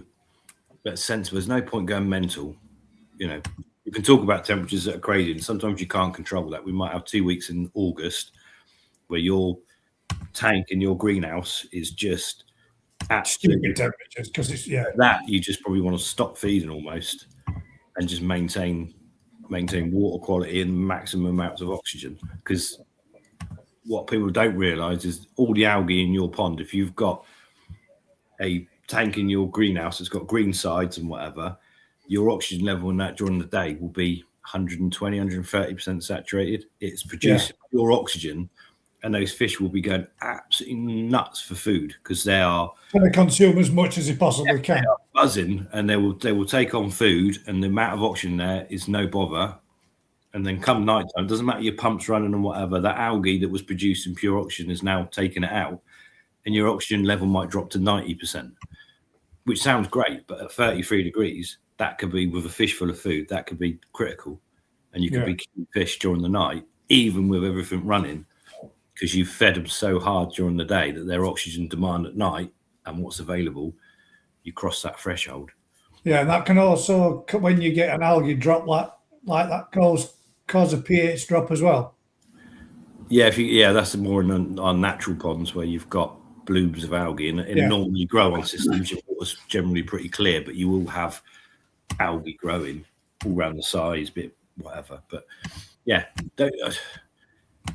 steady, slow and steady sort of wins the race, but it doesn't win the race short term. Growing fast. Oh, there we go. There's a quick monitor. Quick one there, Rick. Ooh, it's from Craig. Have you ever used Takazumi on the trial in the past? No. Don't think so. No. And then we've got this one in, which says, evening all, question. When does the hormones that inhibit, I know what you mean now, I get it, that inhibit the growth come into play? And when you've got X amount of fry all in there, they're all producing a hormone that's supposed to stunt everybody else's growth around them to eventually stop them all from growing. Well, that's why I said about doing the water changes. I think if everyone just took a step back, flick on Ricky Stoddard's channel, look at his 1,500 gallons of water has no water changing and got growth rates matching the Japanese breeders. What do we think? Is there really an all? Is there a hormone in there, or is he actually just giving them a good growing environment? The answer is pretty much that. The hormone that restricts growth is not really an issue. In our fry ponds, you see it, but it's because you can't get enough food. It's all stock density. The less fish that are in there, the more food that's available to them, the quicker they grow. It's not a hormone thing. That is an environmental food-related thing. Yes, if you stack a lot of fish into a recirc system like we do, like Ricky does, whatever, you will have times where the water quality and the hormone levels are a bit of an inhibitor. But Matt's and water changing Matt's doing it, that's nothing to do with, you're not reducing the hormone levels to make any difference for your growth rates in your tanks. The reason they're not growing as fast in the tanks as you might want is because your temperature's just too low, or you're not putting enough food in, or the filtration to the amount of food you can put in is limited for the stock density or whatever. So yeah, the quickest thing, if you want to get them a bit bigger, bring the temperature up 3 degrees, feed them a bit more. But then you got quality. But then turning the drums off, putting them on bypass, and then compromising on the water quality. This is farming, isn't it? This is exactly what you've got to balance between achieving what you want to achieve, isn't it? There's no point just growing fish big that look ugly or are ruined. You know, you've got to maintain quality and health above all. So, yeah. Well, that's why Steady Eddie, I reckon, is going to win the day for me. Steady, well. But yeah, again, it's the same thing. It's like by pushing them fast, you do damage that you wouldn't do if you've got this scenario where you've got loads of fresh water. You know, if your drums are taking out that much water, I would, with your drums, Matt, have that water going to somewhere where I could pump the water back, the cleaner water from that drum waste, and then the worst waste going. And that way you've maintained your temperature, but use a tenth of the amount of water. So you could have a higher temperature. Your water quality might not be as perfect, but it'll be far good, you know, for the extra 5 degrees you might gain. It's, yeah. Worth thinking about, Matt, instead of chilling your water down each time. Do you think that plants absorb the chemicals that are put in to treat parasites, etc., hence making them less efficient? 100%. That were a nice, easy one.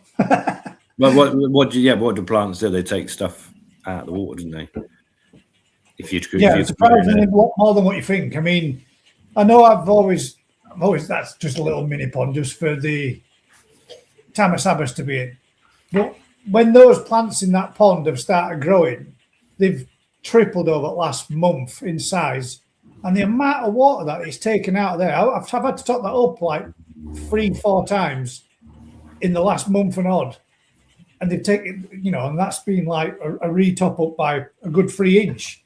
So I put back 9 inches of water just with the plants that have been in there. I mean, there's not been evaporation because it ain't been that chuffing water, but the plants have started to grow like crazy. And we've got them doing that. It seems to be using and absorbing some of the water out of the column as well. Yeah, plants give off the asparagus. The whole point of a plant is it takes up water and it puts it into the air, which is how you create rainforests. And yeah, that's so yeah, but yeah, they will take out. So they're going to take treatments out of the water as well if they're going to be. Most people's koi ponds haven't got enough plants in to make any difference whatsoever. Make a difference. But if you've got a aquaponics setup where you're running 1,000 chili plants to a 1,000-gallon koi pond, then you've got enough vegetation growing to make a massive difference in how the chemicals or how treatments work, and then those plants would take on those said chemicals and treatments. So you wouldn't necessarily want to be eating your malachite chilies. Yeah. I got asked a question by Sean Leonard. He asked me about he's been having a bit of trouble with flukes, and he put, "Hi Gary, looking forward to the show tonight. I wonder if you could help delve into gill flukes and when to treat for the second dose to catch the larvae hatching from the eggs. I was faced with a couple of headaches this year with gill flukes. Very early in the year, probably late February, the fish started flicking and flashing and jumping. One koi showing signs of fungus and others little secondary infections with it, which was brought on by the flukes.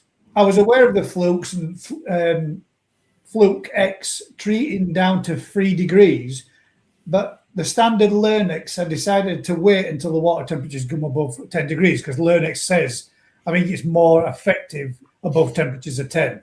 So he started to do that. I was just wondering if anyone else has had any success with treating with the Fluke EX at temperatures down as low as 3 degrees, or whether or not the standard Learnex 100% day 1, 50% day 2, and day 3. As I see it, the problem is at those temperatures, you probably kill off the flukes, but the eggs are going to sit in there for months. That's because it's too cold for them to hatch, and then they may hatch later on, which he was advised to go with wait until like the 14th day because the temperatures are going to warm up later on next week. So he's wondering whether or not it's a case of should he wait or should it, it's only been in for in 10 degrees for the last 3 days. And looking at the forecast in the next coming fortnight, it's supposed to get warmer, temperature's supposed to get hotter. So is it probably better waiting or treating again in a week and again a week after? Depends on how bad the problem is, doesn't it? But the problem is Learnex, the flukes aren't, the metabolism of the fluke isn't high enough below 10 degrees to take on the praziquantel or a lot of the treatments. So it doesn't work below a certain temperature because the fluke's doing very little. So it's not taking on the chemical, whatever. So the way it works is different with different. Some obviously the flukes take on board through the mucosa of the fish. Some absorb through the skin. So yeah, if it says don't use below 10, it's probably because the chemical doesn't absorb through, or the fluke doesn't get enough of it to kill it because its metabolism is too slow, which is why you need the higher temperature. If you've definitely got gill flukes, I would personally treat for the gill flukes. And if your temperature is, say, 10 degrees, you might have some eggs hatching. And it's not like they all hatch.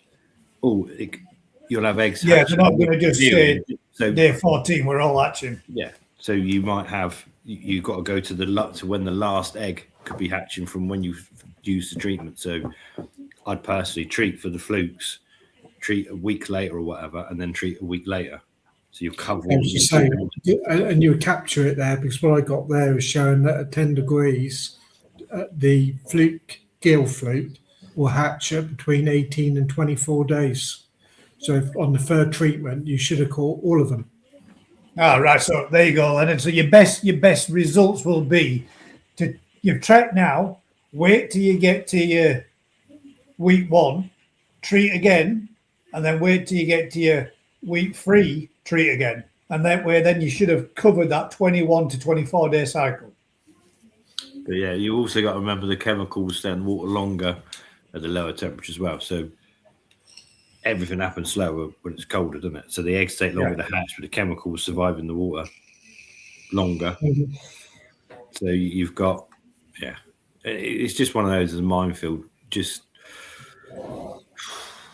I had to retreat mine. I'd got a Sankey that looked like, well, Marie Sankey. It looked like it was sulking and were clamping up, and I thought, hey, why are you just sat like that on your own there? Sure enough, took it out and it was covered in them, but there were tiny little flukes. So I scraped another one and found flukes on that one, and I thought, right, well, all right, we've gone in again. So this time I've gone in with the liquid version of Fluke Kasuri Fluke P. I think, yeah, Fluke P. But that one has gone in. But I know you've said before in the past, it's a slower, longer lasting treatment that takes longer. And then if we get on top of them a little bit with that, but I had no choice, Rick. That particular one fish, it were riddled on them. It must have had about 50 on it. It were proper pissed off. Yeah, well, you imagine you do a scrape and get 50. That's probably got thousands on it. Yeah, that's what. Yeah, so I actually, to be fair, when I realised how many were on it, I give it a strong PP bath first to hopefully try and knock some of them back and relieve it a little bit, and then banged it back in pond and then trip the whole pond. Then. Yeah, I would have used salt if I had some salt, but unfortunately I didn't have none. Yeah, I mean, it's flukes. Flukes seem to be the biggest. Yeah. The biggest thing that just seems to be really reoccurring, and I think that's the problem. They're not being cleared anywhere, and they're reoccurring. And yeah, maybe you're better knocking them back, Rick, though, aren't you? If you're doing something to reduce the numbers, you're at least reducing the numbers and knocking them back somewhat, which relieves some of the irritant for them. You might not clear them up, but if you left them, then you run risks of getting sores and. But the problem lies, what then is occurring is you're knocking them back, so you're giving that fish a respite. Yeah, you're just making all those flukes, those that survive that treatment, become stronger against it. Generally, it depends on how. It depends. Some of the treatments are accumulative, so you might treat once and it kills 50% of the flukes, but if you treat again, it will take the rest of them out because the chemical builds up in them. Whereas others, if it doesn't kill them, those ones, their next generation are the one double hard bastards. Yeah. And do you think where on the packets it says don't mix your medication, that is because nobody's actually done a test to see, and they're just covering their asses because they don't know what the result's going to be? It's like, I've heard it before, even in Japan, where they're literally all the different chemicals being chucked in all at the same time, way over the limit, and they get away with it. But over here, you can't do that. Well, I mean, you can.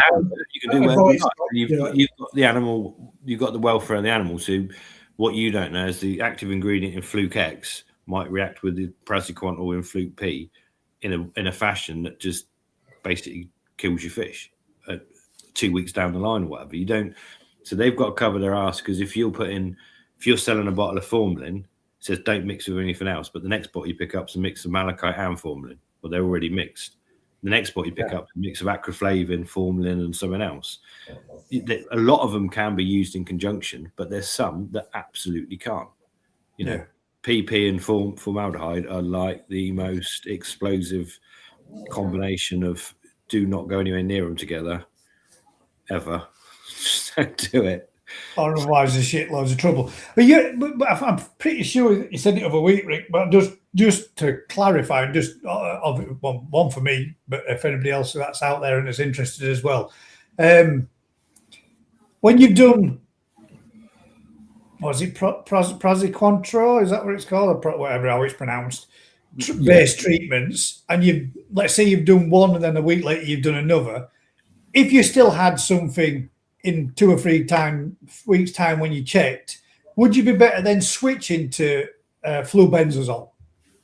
Yeah, well, you've got a different strain. Legally, we've only got, at the minute, you've got praziquantel and flubenzazole, your 2 main wormer-type treatments.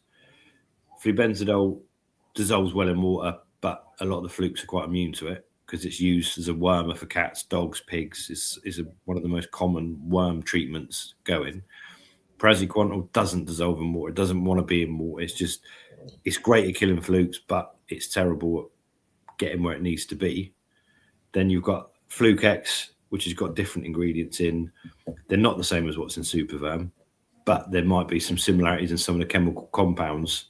But Supervam will kill flukes, but will also kill fish used wrong. Wrong, yeah. Types of it. It's not something I would ever recommend people using. But when you get desperate to the point, if you've got flukes that are killing your fish left, right, and centre, and you've got nothing else, you got to do something. What else you got to lose? Sometimes it's one of those. It's not licensed to use on fish in this country, and like I say, it can be horrendous. Fluke X gives you another option, and Cloverleaf Absolute Fluke Parasite is another one that's got some slightly different. So you've got slightly different chemicals. So rather than using the same thing over and over, you 90% of your flukes, but there's still a few showing up. Go in with a different treatment. I thought that's what you said the other week. We're just double checking because that might be what I do next to make sure that you're reducing numbers as best as you possibly can, because you're never going to get rid of them all, are you? It's impossible. Well, you can't. Well, this is the thing. With flukes in an enclosed system, if we go back to the treatments you can use in Japan, yes, you will kill them all. You will kill every single fucking fluke in that period. Done. You could use organophosphates and take it. You will kill every worm-based thing in that environment. So that's something they've got. So they go, oh, we got flukes, we treated it. We haven't got flukes anymore. In fact, we ain't got flukes on this farm anymore. We've never seen a fluke for years, mate. They're gone. We haven't got that. It's a kick in the balls for us, though, isn't it? The fact that we can't do here.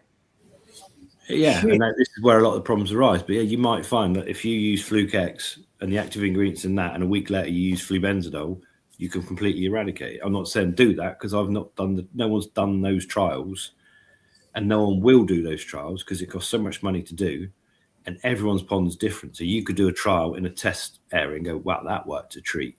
No problems at all. But Joe Bloggs does it, and he's got shabumpkins in his pond, which you hadn't tried it on, and they die. Or he's got sturgeon, or he's got different plants, and it doesn't work. This is the problem. They can only test. Because I remember when I was speaking, I can't remember the doctor's name from Fluke X. And she was like, Fiona, that's it. When we did the test, we had flukes in that pond. We did a test. 2 days later, not a single fluke was found. Did it on another one, not a single fluke was found again. But now you're getting, like Tony's used it, and you're still getting the flukes appearing. Ever, Rick. Ever. Eradicated. Mate, there's some horrendous chemicals. There's still stuff in Laos that was dropped in the Vietnam War that killed the vegetation, and that land still will not grow a bean. Yet we can't kill a single bit of weed in a pond for a week, let alone for ever. I was going to say. Agent Orange, I think it's called. Won't sell me any. You imagine if you could put that in all of your ponds. What? Yeah, no, I think it's pretty nasty. I think it's just not. All the way down to the harbour, there's not a plant growing. And this is the thing. So, yeah, there is stuff out there that does jobs, but the reason that there's a chemical you can put in that kills Argus. It kills every crustacean, but it kills every crustacean through the whole water course. So they can't legally sell it to Joe Bloggs to stick in his pond. And every snail, Daphnia, Argulus, they're all in the same crustacean family. And the water that goes down the ditch to the chalk stream, and every single thing is gone. And suddenly all the trout, it's just, you've got to be careful, and I understand that. And if it gets into natural water course because you don't have any form of drainage system for it going to waste. But then again, saying that, even going into waste into a drainage system, if it was a bad chemical and it got into water course again, it could everything, couldn't it? Yeah. And probably the one they use in Japan, or used to use a lot, is it's a nerve agent. It's the same thing, nerve gas. If you inhale it, whatever, it's great for killing flukes, but it can also kills you as well. So, in the 40 pound, the thing is, it's made. I'm not saying it. It doesn't matter. It's made in the EU. I'm going to say it's made in Germany, but we can't have it. We can sell it to them, but we're not allowed it. That's mad. The world is mad. But yeah, we're really. Aragoki guys asked, Gaz, my pond is of a rectangle system than a conventional. Am I right? Recirculating system than a conventional one, with loads of plants and thousands of snails. But it seems research. He's trying to say. Research are frowned upon. Why is this? I think it's because of medication, probably side of it, isn't it? Everybody always scares away from having plants because of the effectiveness of treating the ponds. It's all detritus and shit that gathers there, and it seems to end up going bad. I'm not saying that yours will, mate, but I think if it's done and built and done right, they're effective and very good. But a lot of people don't make them big enough to what they need to be. We got that button, the bullshit statement of the week. Yeah. Someone started a rumor that if you've got a bit of shit in your filter, it will create bad bacteria that cause ulcers and kill your fish. Yeah. I remember this going round, and it was coming from dealers saying, "Oh, the ulcers in your pond aren't to do with the fish I sold you; they're to do with your filters are too dirty." I'm just, yeah, that is. So every fish farm on the planet is just nonsense, absolute nonsense. You know, your filter system works. A system where you've got plants, you've got your aerated fluid bed system, your aerobic bacteria is working a treat. But if you've got dead areas in that, the anaerobic bacteria, just because it doesn't use oxygen doesn't make it baddie. It's like someone's painted a picture. Oh, if it's not an oxygen using bacteria, they will break down nitrates, they will break down phosphates, they will create a more rounded environment for your whole pond. But there's this weird scenario that say, "Oh, I've got a speck of dirt in my drum. It's causing me all sorts of bacterial problems." No, it ain't, mate. Is it because they find something and think? I can so hear you saying that in the shop. No, No. you can't. Well, I'm not being funny, right? If you take my Munga tunnel, right? You the shit going on in there. That time I first saw you in that, mate, you were fucking glowing a luminous green. That water was so dense. You were like the Dead Sea. The pond that Rick had for his. How do those fish look? We did Vince's video. If you want to watch that, it downloaded for 17 hours because it's so long. It just throws the entirety of YouTube.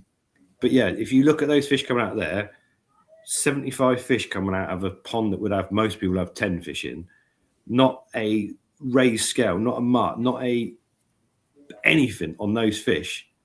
And if people saw the filtration, oh, you got plants and you got dirt and you've got this bit's anaerobic, and this bit's, and you're like, well, that is a perfect environment. That's an ecosystem that is doing exactly what it should be doing, creating great water for the fish. That polytunnel of yours up the road. I always remember you get there and you could just see the fish. And I can remember the first time we went there, and he went, "Make the most of it because you ain't going to see him in a minute." And we got in there and moved the net, and fuck, the whole pond just went to a dirty shit. That the only time you could see them was when they were literally the dorsal fin was out of the water, and that was it. But they were back. That had clay in it. It was like a mud. It was like just a mud pond in a tunnel, wasn't it? It was. But yeah, so it's the environment we create for our koi is, gets a bit crazy sometimes. That was when I actually remember that. I can remember it because that's when I filmed you doing it, and then all you had on was your Pac-Man boxer shorts. You were filming me in my pants, Matt. You'll get a reputation. And you probably still got them as well, mate. Still got them on, mate. They're part of me now. They've become a tattoo. I still haven't got a shower. Don't even go there. We are now 20 days in from having a bathroom ripped out that should have taken 4 days. No shower, no bath, no toilet. Where are you showering then? At Zoe's, we're going to the in-laws. Please, can I use your shower? At least you are. Well, not often. What happened, Rick? What went wrong? Everything. We flooded. This couch has been flooded twice. So we've come through the roof twice. Got rotten joists. We got shitty pipework. We got, and we've got a guy that was going to go bosh in 4 days. He did 6 tiles yesterday. It's like, oh God, mate, god damn. I mean, I did my bathroom. I did my own in less than 3 days, 2.5, 3 days, and that was even he's so sick of it now. He just can't generate the enthusiasm just to can't bother to finish it. If it's gone wrong, though, mate, things do go wrong, don't they? But I mean, you've got to drop 6 tiles on him in it's not just because it's not just that the amount of work he's having to do, the replastering, the woodwork, it's just the prep work. Suddenly, it will all come together. I'm sure it will. But yeah, we've had some fun and games. So it's one of those, isn't it? What do you do? Well, you just didn't know what you can do, mate, is it? Other than kick him up the arse or get somebody else in, but then you're back to square one. We've got a downstairs toilet and sink, so we can brush our teeth and go to the toilet. That's yeah. Never mind. It happens, doesn't it? When we had our kitchen done, we purposely got the guy in, had all the stuff delivered, got the guy in. We're going to Thailand for 3 weeks. He goes, I'll have it done in 3 weeks. We went to the airport. They wouldn't let us on the plane. We had to come home. They haven't got a kitchen and we're in the way, haven't we? It's like all the best laid plans can go wrong, can't they? Got to go with it. It happens, mate, doesn't it? It does happen. There's a lot worse things that can be happening, except for people that sit next to me on the bus or whatever.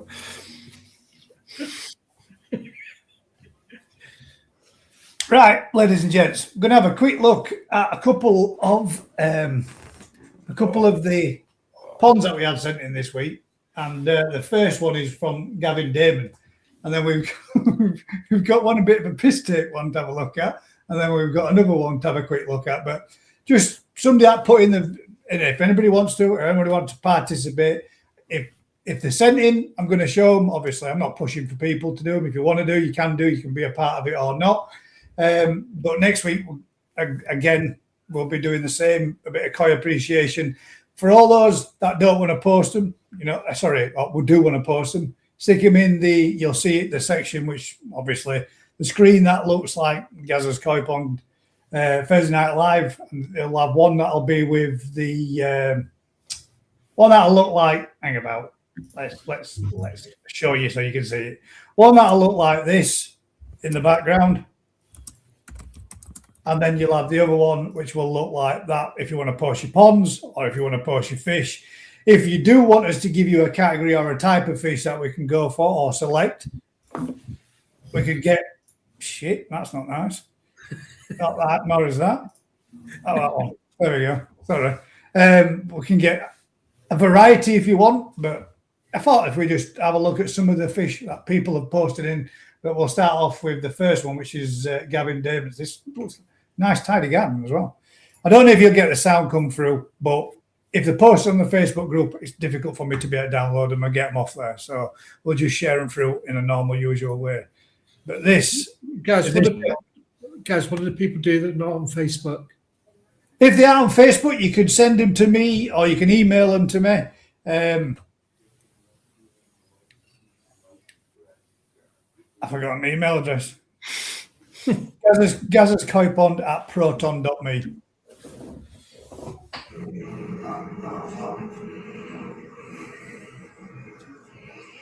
Nice slabs, so you can come do my bathroom. Yeah, I want to speak nice flags in that garden. Nice, good length pond, that and all, isn't it? Yeah.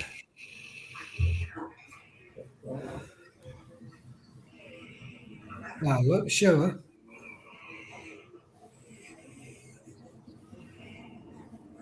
That's very similar to my old pond, isn't it, Rick? In Dorchester. Yeah. Good pond. That was easy to get the fish out, not like your new one. 2 weeks, it'll be done. be done. I've literally started today moving fish around to make room in the sheds to move the fish out. And the builders, hopefully, bank holiday weekend will be in.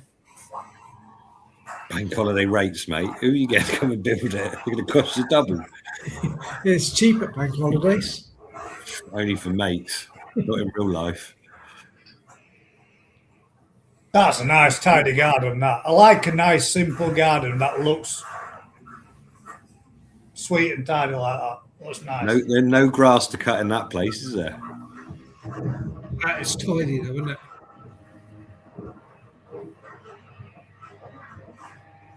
Looks like Lee Hadfield's been round there, colour coordinating it all. Everything easily accessible, pop-up lid on struts so you can get to filtration system. That's pretty sweet, man. That's nice, that. Gavin, that's a tidy garden, mate, and a nice pond. Nice filter setup. Looks almost European when you look at some Evo It does, doesn't videos. it? Oh, God damn it.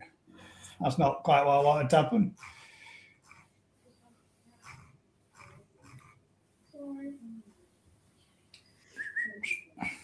That's reminded me. Second one. Marco, cheers, mate. I'm on the fish. I'm on the fish, enjoying it. I mean, I want to, with me personally, might not with those legs. I might not have worn a skirt for that one. Is that the Cairngorms in the background?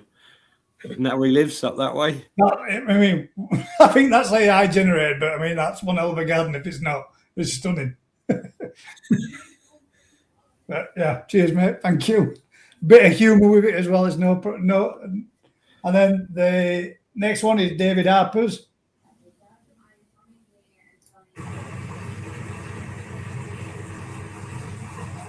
This pond is mint.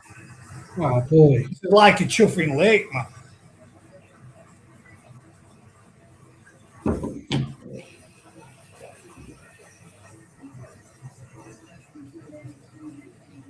It's a lovely collection of fish, isn't it? He's a chagoy fiend, isn't he? Definitely. Yeah. Certainly got a thing for his single colours. He's Look got at a the big size food of bill. that. It's massive. That looks deep too. I reckon you could chuck a sack of Hikari in there a day. I bet they're fed everything. Cheerios. No, you wouldn't even feed your kid Cheerios, mate. It's lovely, isn't it? I like the. Yeah, that's a nice pond, isn't it? There's too many that like informal pond is lovely, planted and. I've got a customer that just said he wants to put a new filtration system in because he's getting too old to manage the system he's got, and it's a pond just like that. And it's like, how the hell do you put in a new system, drum system, without totally ruining the whole aspect of the pond? 20,000 gallons that pond is, David. Wow. David Harper's. 20,000 gallons. I mean, that's a. David, I'll be honest, mate. I did do a little bit of Facebook stalking, and I did go and have a look at some of your other videos. My God, mate, that garden, that pond is absolutely stunning. It's huge, it's massive, and that genuinely isn't his best video of his pond. He has got some, yeah. It's stunning, proper natural. It's something that looks like it's been there for 20, 30 years, if not more. The ponds like that, they look lovely, but all those aces and stuff come a windy day in September. I mean, I've only got the one, Rick. I've only got the one and that one bush at the bottom. God damn, man. Come the winter months and autumn when they all start to drop, it's a pain in the ass. The amount of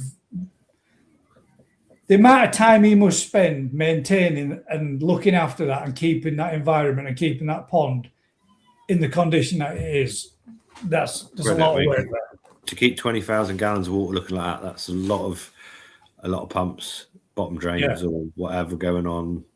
A lot behind the scenes on that. Yeah, I bet. That'd be more interesting, wouldn't it? Let's see his behind the scenes, cleaning out his tray of his drum. That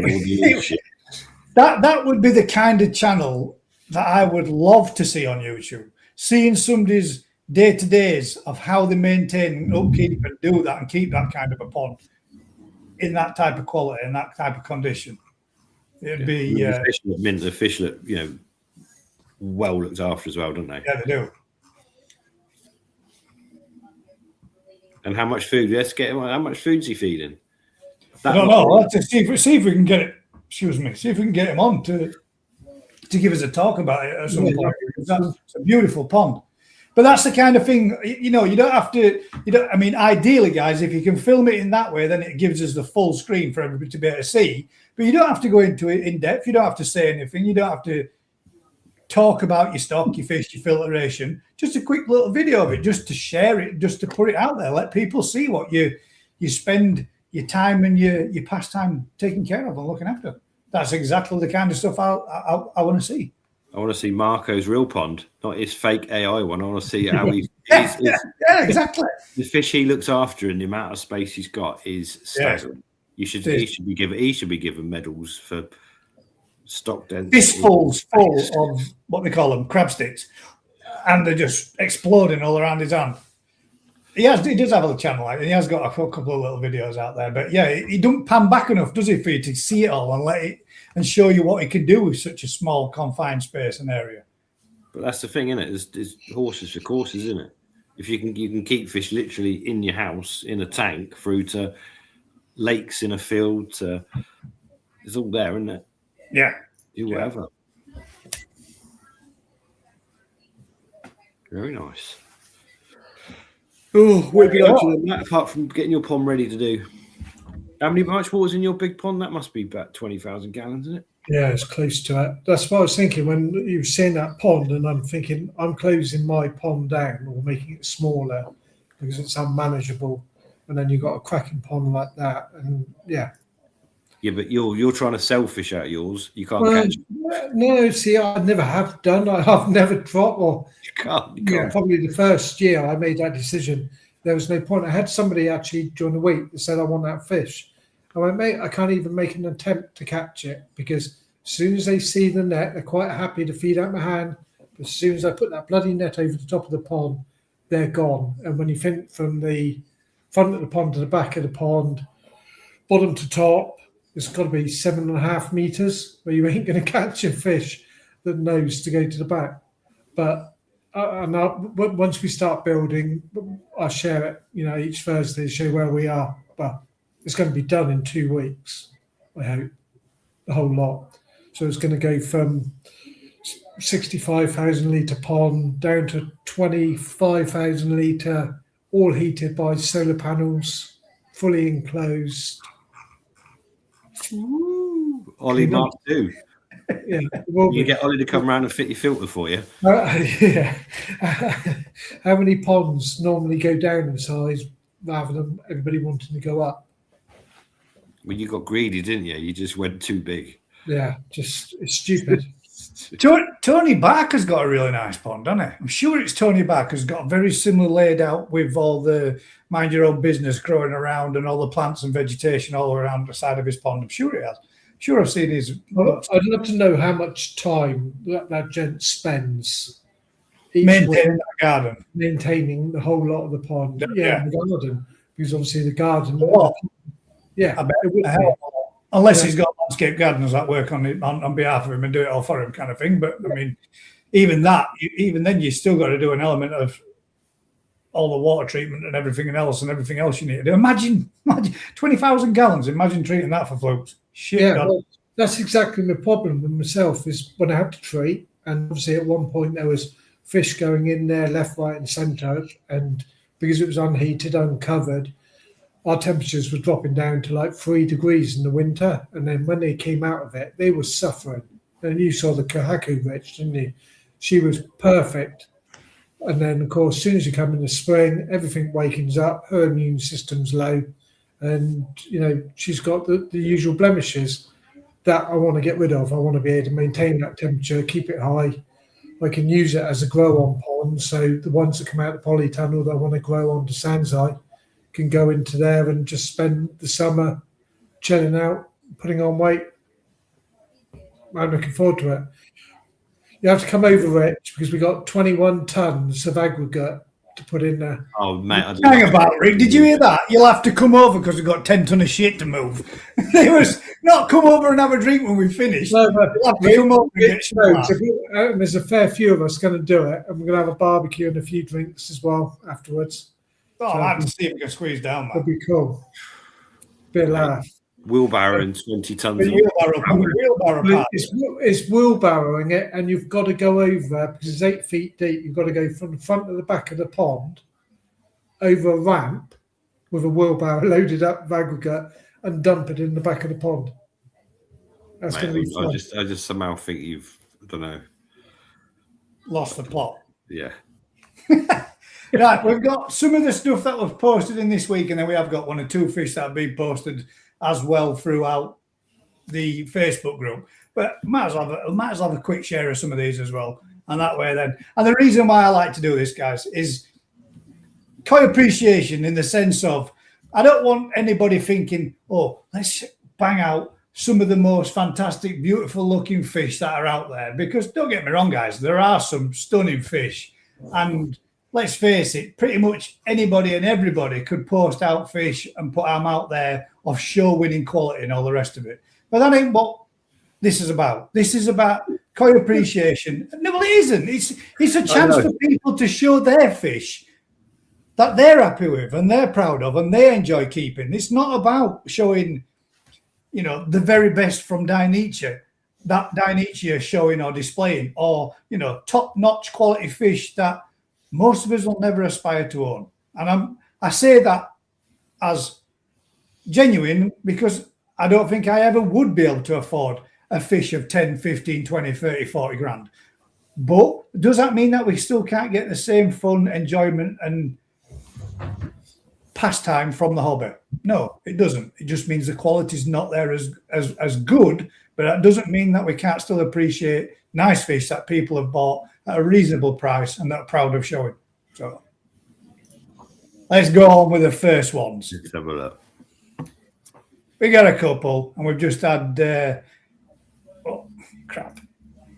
Yeah, that first one. Thomas Haywood's, which I think is quite a nice Buddha Garomo, 45 cm, jumbo toe size female, with a breeder say still in Japan until the end of May, which I'm guessing is the central. I like the one to the left, not being rude. This one. Yeah, me too. Are they from Regatta by any chance? Yeah. Oh, they don't actually say like, but it's still a nice fish again. Yeah, they look. Yeah, I like the nice colour, aren't they? The first one, and Tony Barker has now got an NND Tosai left in Japan last summer, picked up last week, now 50 cm. Oh, Get him back down. Now, that to me, I'm pretty sure is, and I'm pretty sure Tony might have been a little bit annoyed about. That looks like a little bit of a nick on its head where it's took a little bit of a bash, which is... Looks like net damage, doesn't it? It's whacked its Yeah. head. I hope to God that didn't get that damage when he put it in bowl to show it, because Benny you would is strong. Benny is strong on the head, though, and that'll repair itself. Yeah, it'll be all right. But nice fish, isn't it? All the same. Tony Barker's got some belting fish, man. You might still have my Sankey hidden away. Is that I think he definitely has, mate. He did have last year, didn't he? Oh, you bastard.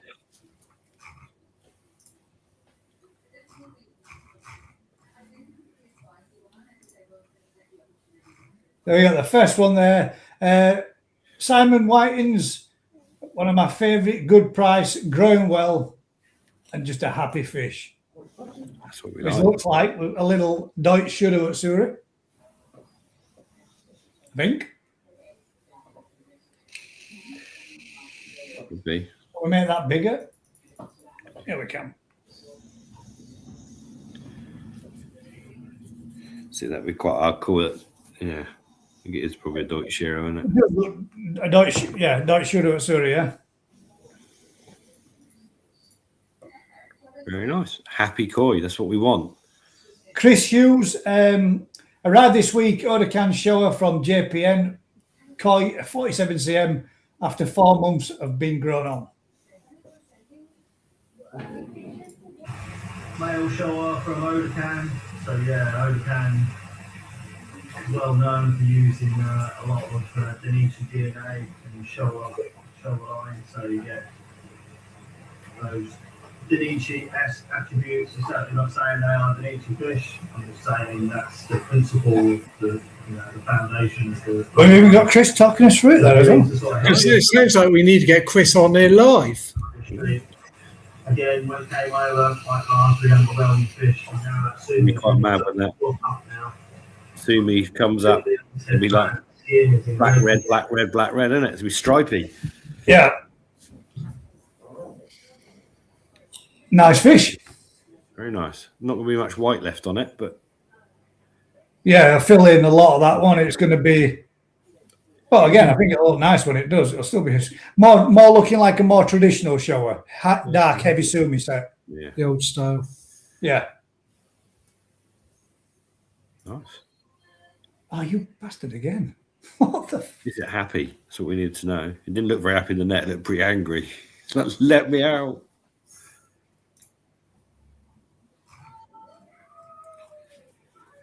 Daniel Blackburn. Oh, sorry, Blackman, should I say? Apologies, mate. It's nice. This is a nice Kahaku.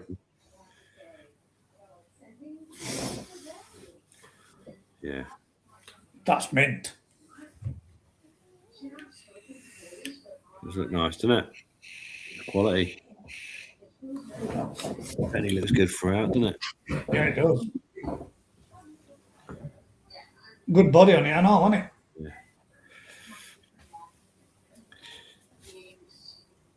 That's nice. Good looking female. But again, guys, this is what I'm meaning by, although there are, these are people's fish, there's still some quality fish to be looking at. And the last one is Dean Houston's, who's just given us a bit of a photo shot of the pond. So you don't have to be fantastic, guys, but you're still sharing, you're still, still taking part, still getting your fish out there, still having a look. Still something, I mean, I'm thinking Karashi guy there in middle, Yamabuki over there, so win-win for me, mate. Nice one. I'll show you a before and after pitch, Gaz. Hang on, let me see if send it. Like them. Daniel Adams has posted us free in as well, which these should be nice to have a look at. I'll bring them up when you're ready. Yeah, no, do that. I'll just send these. Oh, Daniel's got some lovely I'm with fish. you. Right, let's bring these ones up. This is a nice fish. It's a very nice fish. His first one.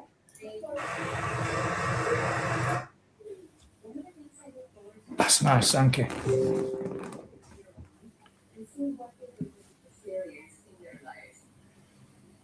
Yeah, that's got a lot of potential in it. It's only a youngster, isn't it? Yeah. Oh, let's see how that does on some Nutrimare colour.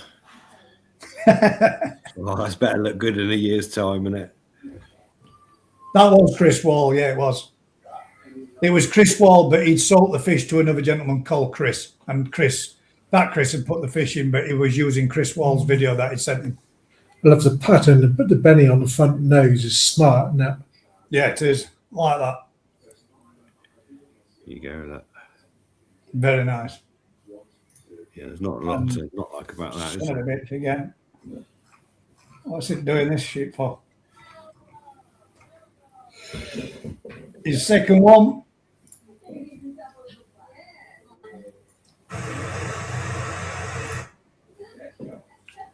Oh, that's nice too.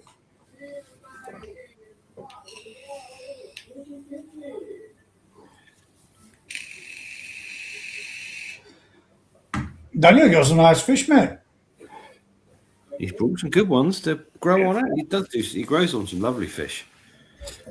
What's he feed them on? Great, innit? He brought a load of coppins off me.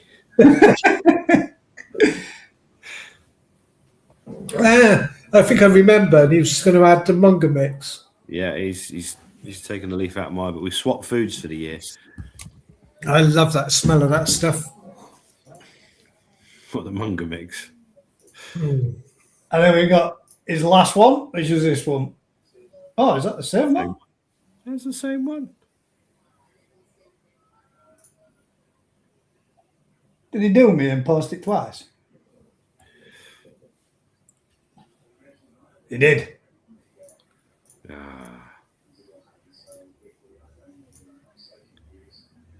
Kahaku. What's the top? The top one's a Sankey. Oh, there we go. See, that could be my favourite of the. Yeah, I just think it's same, mate. That's really nice. That's a little stunner.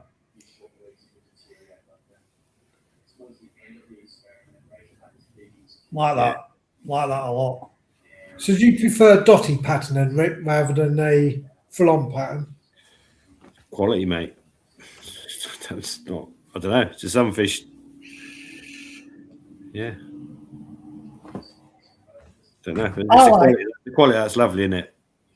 How that'll look as a big fish.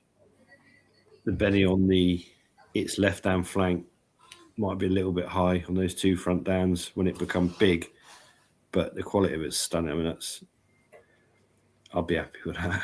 That's better than any fish I've got, isn't it?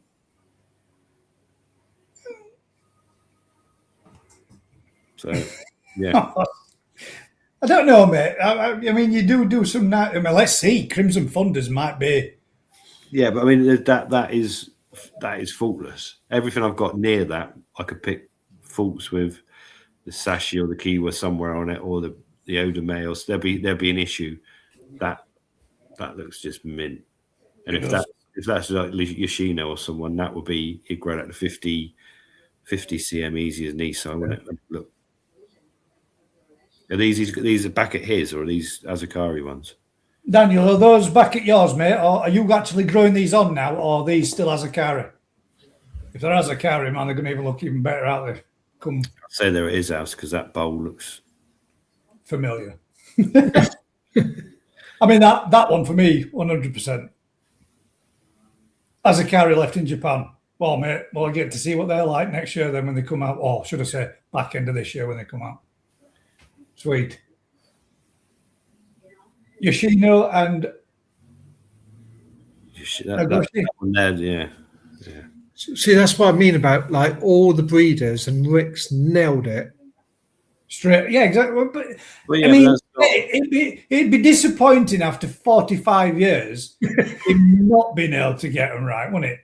Longer than that. Yeah, guys. So I might have told you the story. So a month ago, I sent Rich a video. Oh, Rick, you dick! What are you doing? I sent Rick a video. I sent him a video about a month ago of a Kahaku. I said, "What do you think of that?" And he went, banging. That's one of the Yoshino ones. I was like, "You're fucking having a giraffe." So I went back into the videos that I took when I was in Japan, and lo and behold, there's the fish, a 16 cm that now is at 42, I think it was. And Rick's remembered that video or that fish that he's probably seen for 10 minutes, 14 months later. That ain't right. I can't remember a birthday. Can't remember anything else. No, you always. There's a reason, though. There's a reason behind that. There's certain things that you need to file under BS and certain things that you need to file under important. And you file the things that you consider important in the right places and the BS in the right places. Or maybe other way around for other people's opinions on it. But yeah, but you think it is what it is, isn't it? Look at state this one, ladies and gents. This is Rick now. Before and after. This is natural. What are you on about? Before and after, ladies and gents. This is the level of what I want to see from you. Do as a before when you got your fish, and then do as an after of when you've got your fish. But don't quite do what Rick did. This is his before. Look at that. And it looks absolutely stunning. And that's the after. going to look just like that when it grows up. Did somebody ask you what it's going to turn out like? I was just playing silly buggers. That's his prediction. Right, so I sent you another one. This is one of my best Kahakus from last year. What's wrong with that, mate? No, there's nothing wrong with it. It's That's phenomenal. But there's flaws with that pattern-wise that other fish hasn't got. Yeah. All right. Yeah, fair enough. I mean, But that's and been that- truthful. Yeah. That is. I mean, up there. but that would grace anybody's pond and they'd be happy with it. All right, it might not be of top-notch show quality because there's bits that you pull faults in it, but man, that's fucking lovely. Yeah, but that's a 35 centimetre tozai from last year. So that and Dan's fish, we'll see what they look like at the end of the year. See if I can beat Yoshino. But yeah, that's as good as my. That's for me. That's an omega fish. But it's when I look at it, I can think, well, that's got an issue there, and there. And if you were going to be picking faults, Rick, you'd be pulling a little bit here, this little bit here. There's a couple of scales there that either they might fix up, but that one that sticks out really wants taken out, which they do straight away. It'll be just done. Yeah. But we'll just let it be au natural. There's a world's of difference, Rick, between the price of that and the There's price not. of which Daniel's paid for priceless, it. mate. That's priceless.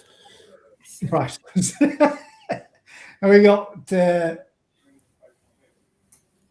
one more from Lee who sent us in this bowl full as well. Share about the Kahaku shimmy. But again, nice bowl. That's nice. Is that Kahaku that's led next to the Kikikuryu or Dainichi one? Lee, Dainichi? With the shimmy on it. I'll get him to let us know. But the other But that's two, the one I think you were concentrating on. That's nice to do as well. that's got a hole in the benny though, isn't it?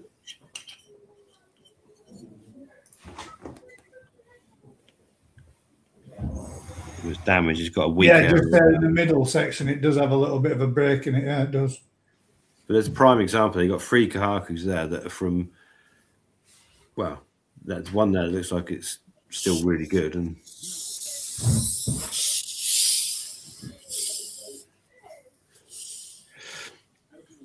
Kikikuryu's carrying some eggs, isn't it? Proper little Deutz fish with big fat belly.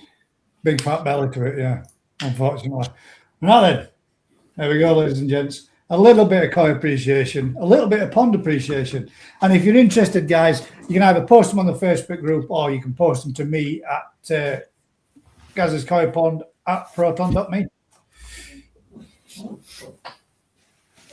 But that, How's your leg, Vince?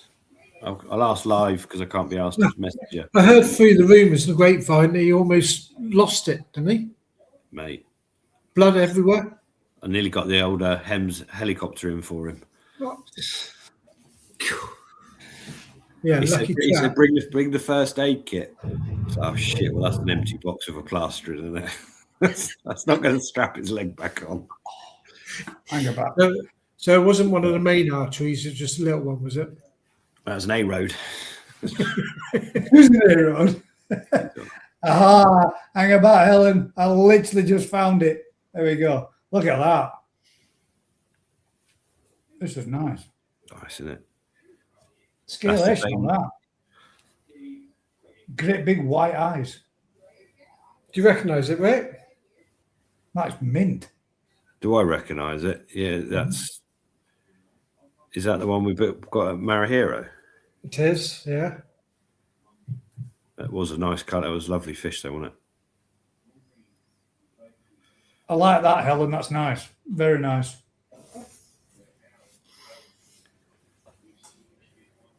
Yeah, I like the colour. The colour of the fins to the body. That's Mint.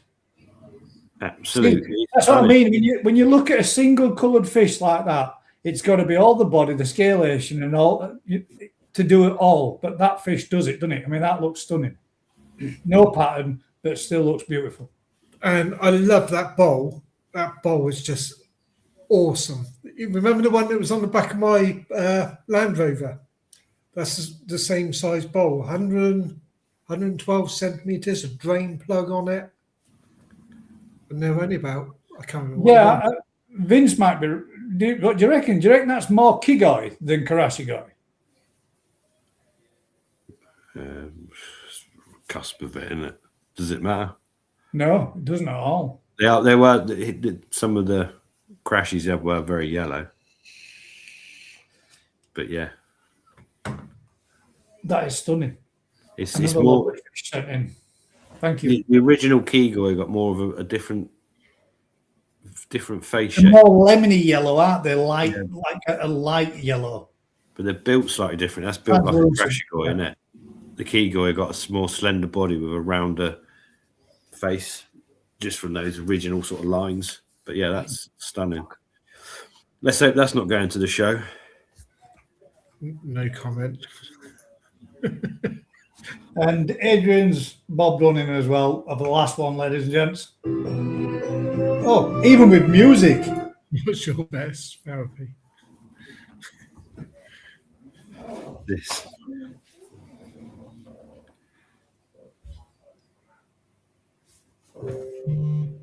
God, what are you having, the shower or the Kahaku? That's your best therapy. This 100%, mate. Go on, which one you having, Gaz? You only allowed one.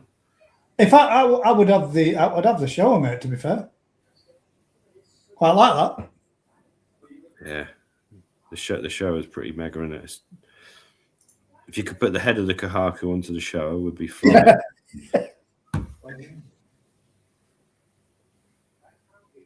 Nice, the quality of it. Yeah, it is nice.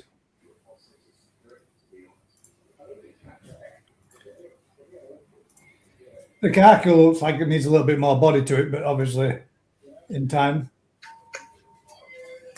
Yeah, that's the thing. They don't know when they were shipped, when they've been starved, where they've been, what they're doing. Exactly, yeah.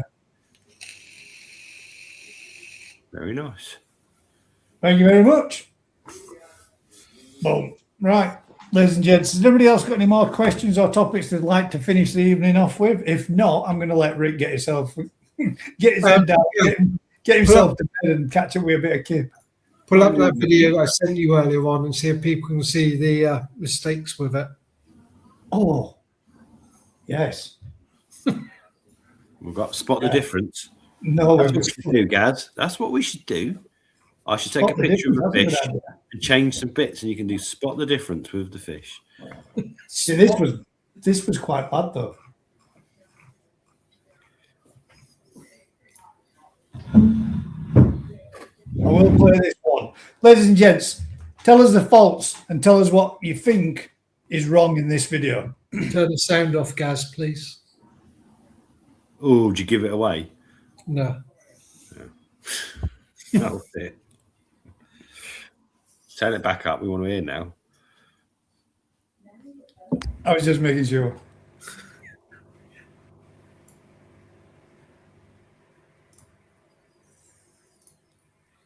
Dun, dun, dun. I talk you through it. So UV lamp in the filter, but not on the biological side. This is just in the standalone, almost like the beginning bit. And the water's not particularly clean. It's going green. What's the issues? And there's two. One major one to the pond and a bigger one. Hopefully you'll spot. It looks like Luke's lightsaber. You shouldn't really be looking at the UV anyway. For a start. Why is the drain up that way round? Don't even go there. It's a lovely pond, but it was a job that was previously done. And actually, it's funny, when they bought the house, didn't know there was a pond there, started digging and found a piece of concrete, kept digging and found that whoever it was had literally just filled the pond in, and underneath the ground was this pond. It's a cracking pond now. But what are the issues? You tell me, man.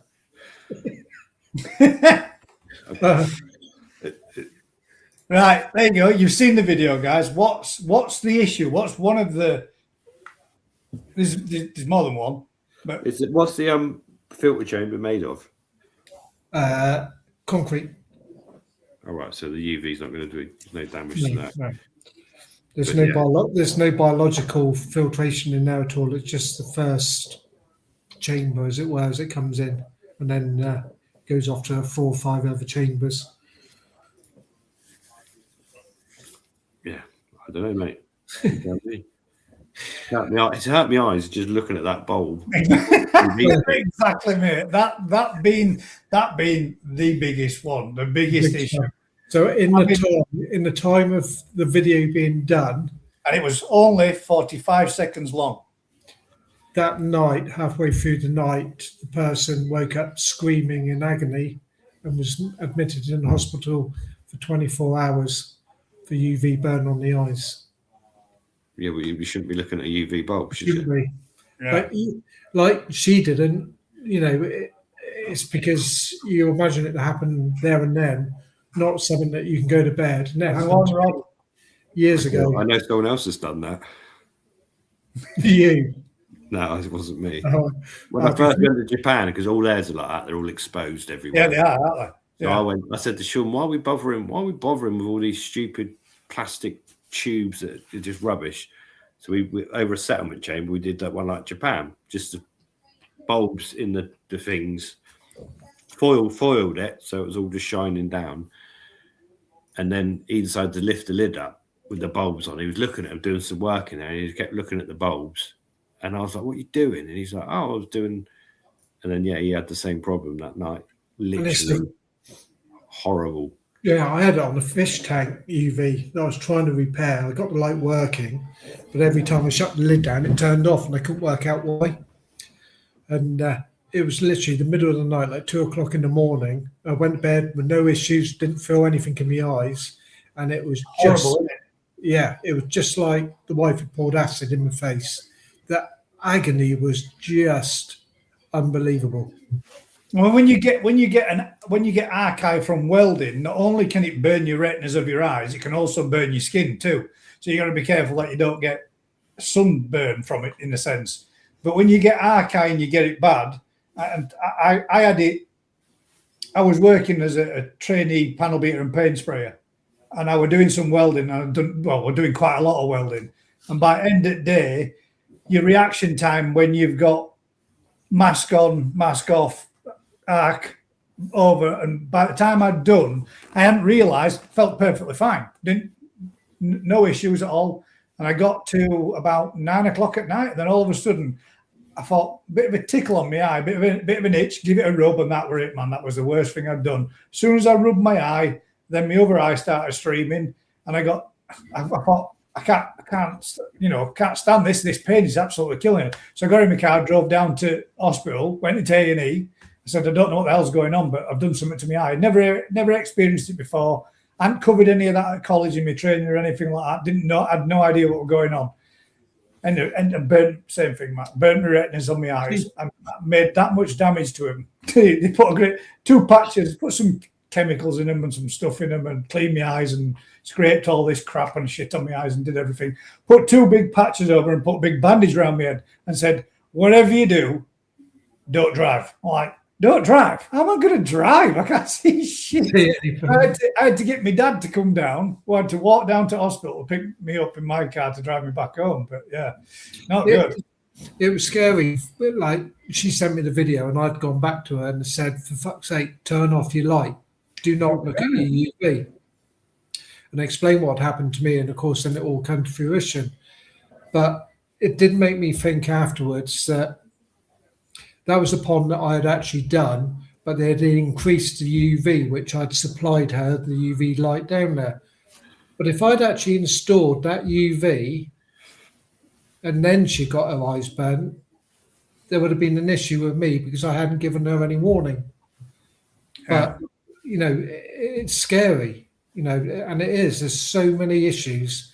You know, even something as basic as that, you would assume that everybody would know. Don't look at UV light. But you imagine if I'd actually installed it, and then she'd been tinkering around with 20 minutes playing around in there for whatever reason. Imagine sometimes in life, though, you don't realise what you're doing until you've done it, but by then it's already too late. But I mean, too late. Learn in this particular. So yeah, don't leave them to the point where you can sit there and stare at them, guys, because you're going to get burned on your retinas of your eye and cause yourself some damage. And it can cause permanent damage too. It's not just. And of course, the second issue was with it was floating because she hadn't used the brackets. So 50% of the UV light was just coming out into the and the rest of it back into the pond. That's why we put tin foil over ours. Bounce it back again. Yeah. Don't look at it when you're doing it. What's the difference in those UV bulbs and the UV bulbs you get in your sunbeds? They're different rating out there, but even with the ones in the sunbed, you're supposed to wear goggles for them to protect your eyes. Never been on one. I watched a horror film once, so I'm never getting in a sunbed. Never been on one. What was it? I remember she got Final enclosed. Destination. Is it Final Destination? When the thing falls on Yeah, the when it cooks her on, it gets hotter and hotter, yeah. Well, no, it's not. Is it Final Destination? I think it is when they. I think it is, yeah. I think you're right. It might be. All the sequences. Anyway, there we go, ladies and gents. Thank you very much for all those that did send us in some photographs and some videos of the ponds. If everybody else wants to participate and join in, feel free. It's, the pond ones, I enjoy probably as much as I do looking at. It's nice to see a good pond, isn't it? Especially when you see something like what that gentleman sent in. That was stunning. To see a natural pond, that pond, and then the filtration to make them keep that pond looking like that. Next week, he said he'll send in the video of the filter. And how much does electric cost? But that's it for this one then, ladies and gents. I'm going to let Rick get himself off and get himself to catch up with some. Actually, what time are you back in? I'm going back at midnight. Shit. Ain't getting much sleep then, are you? Usual thing, guys. If you've been enjoying this kind of content, do us a huge favour. Like, share, subscribe, tell a friend. Until next time, guys, keep smiling and we'll catch you on the next one. Yeah. Rick, all the best. Good luck. Hope everything goes well through for this evening for you. Until next week. And don't get it in your eye, Rick. Yeah. They've been good this year. They've been very well. I'm waiting for Dave from Orchard Coy's video. Keep your eye out for that. See what happens there. Good night, all. Ta-da.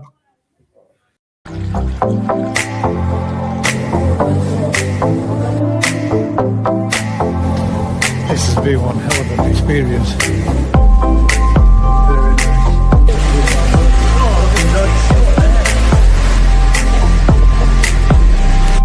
Have a look at that.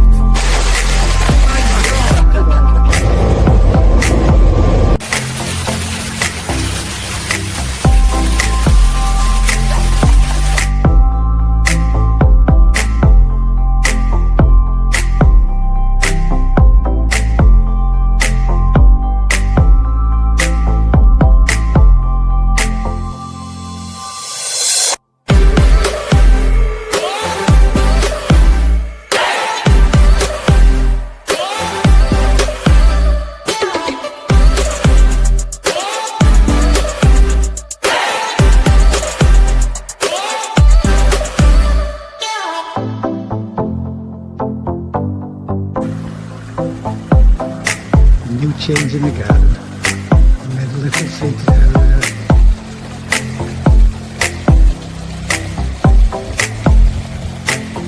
Into the little bush so you can sit inside and view the pond.